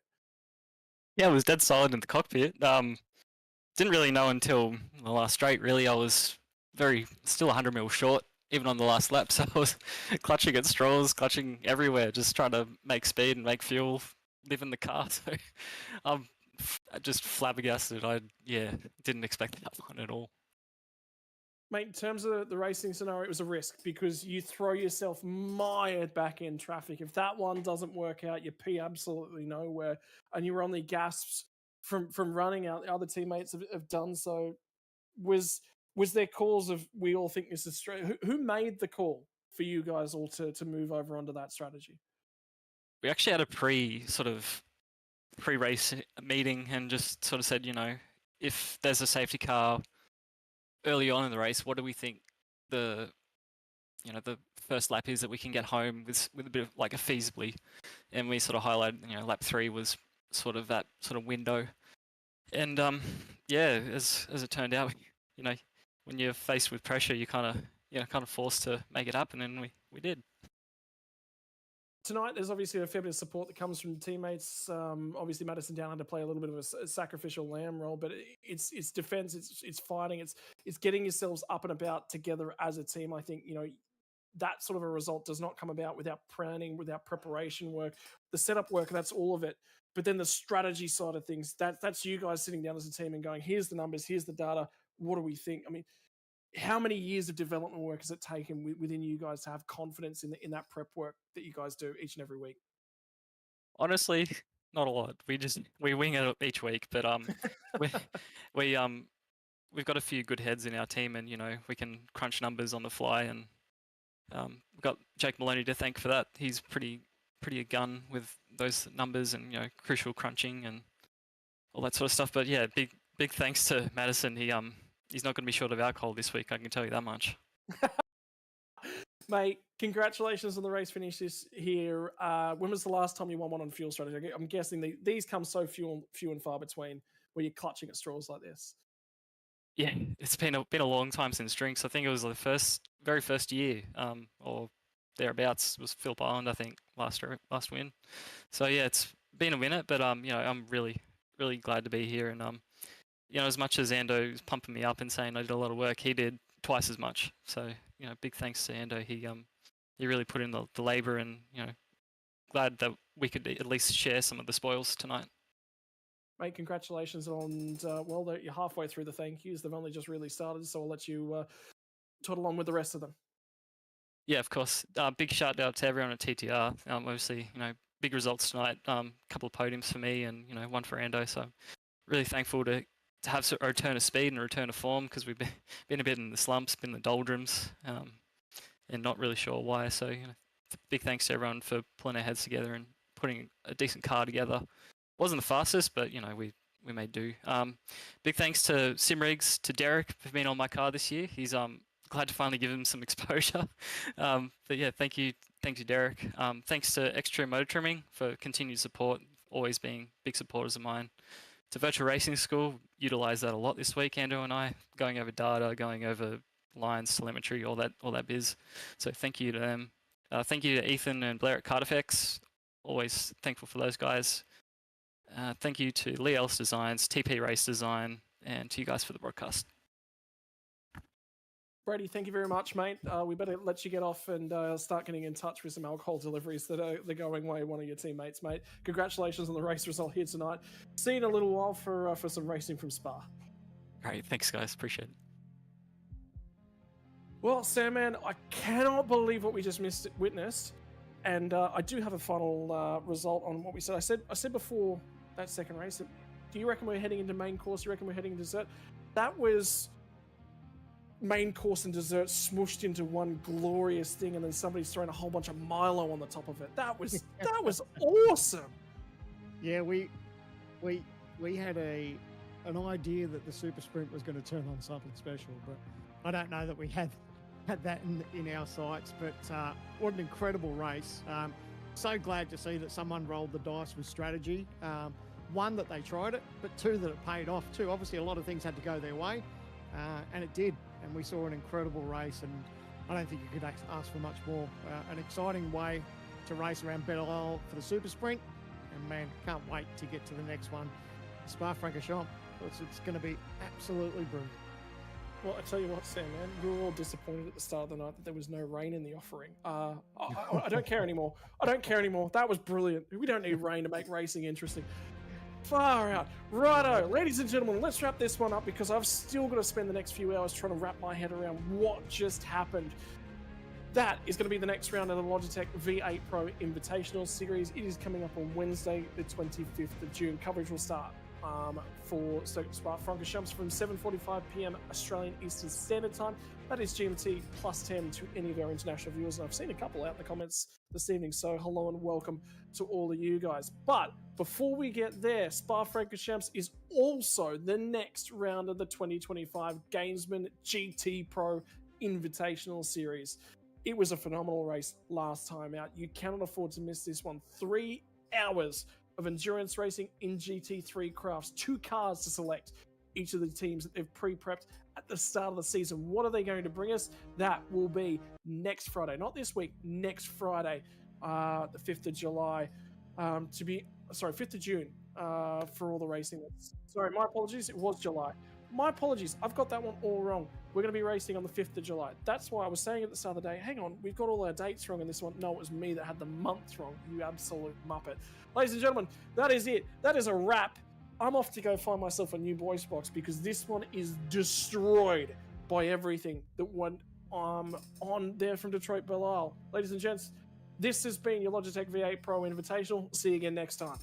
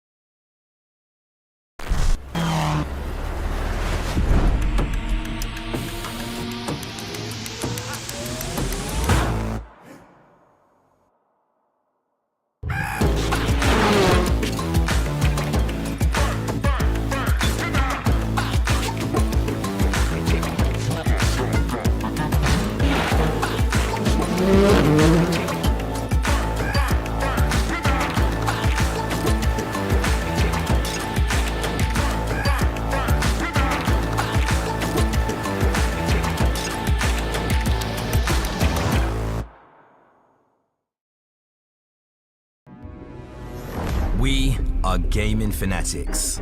Our goal has never been to just play games. We think it's much better to feel like you're actually in the game. This feeling is what drives us as we create world-class gaming chairs. Our one aim, give you a brand new gaming experience. help you move in perfect sync with everything on screen. Make sure you're having a ton of fun. It took us decades to achieve this, and we're still not satisfied. Every day, we wake up to get better. We'll never stop designing the very best to help you be your best. When it's all said and done, our job's only done if you're in full flow and focused on your victory. May you win, and win big.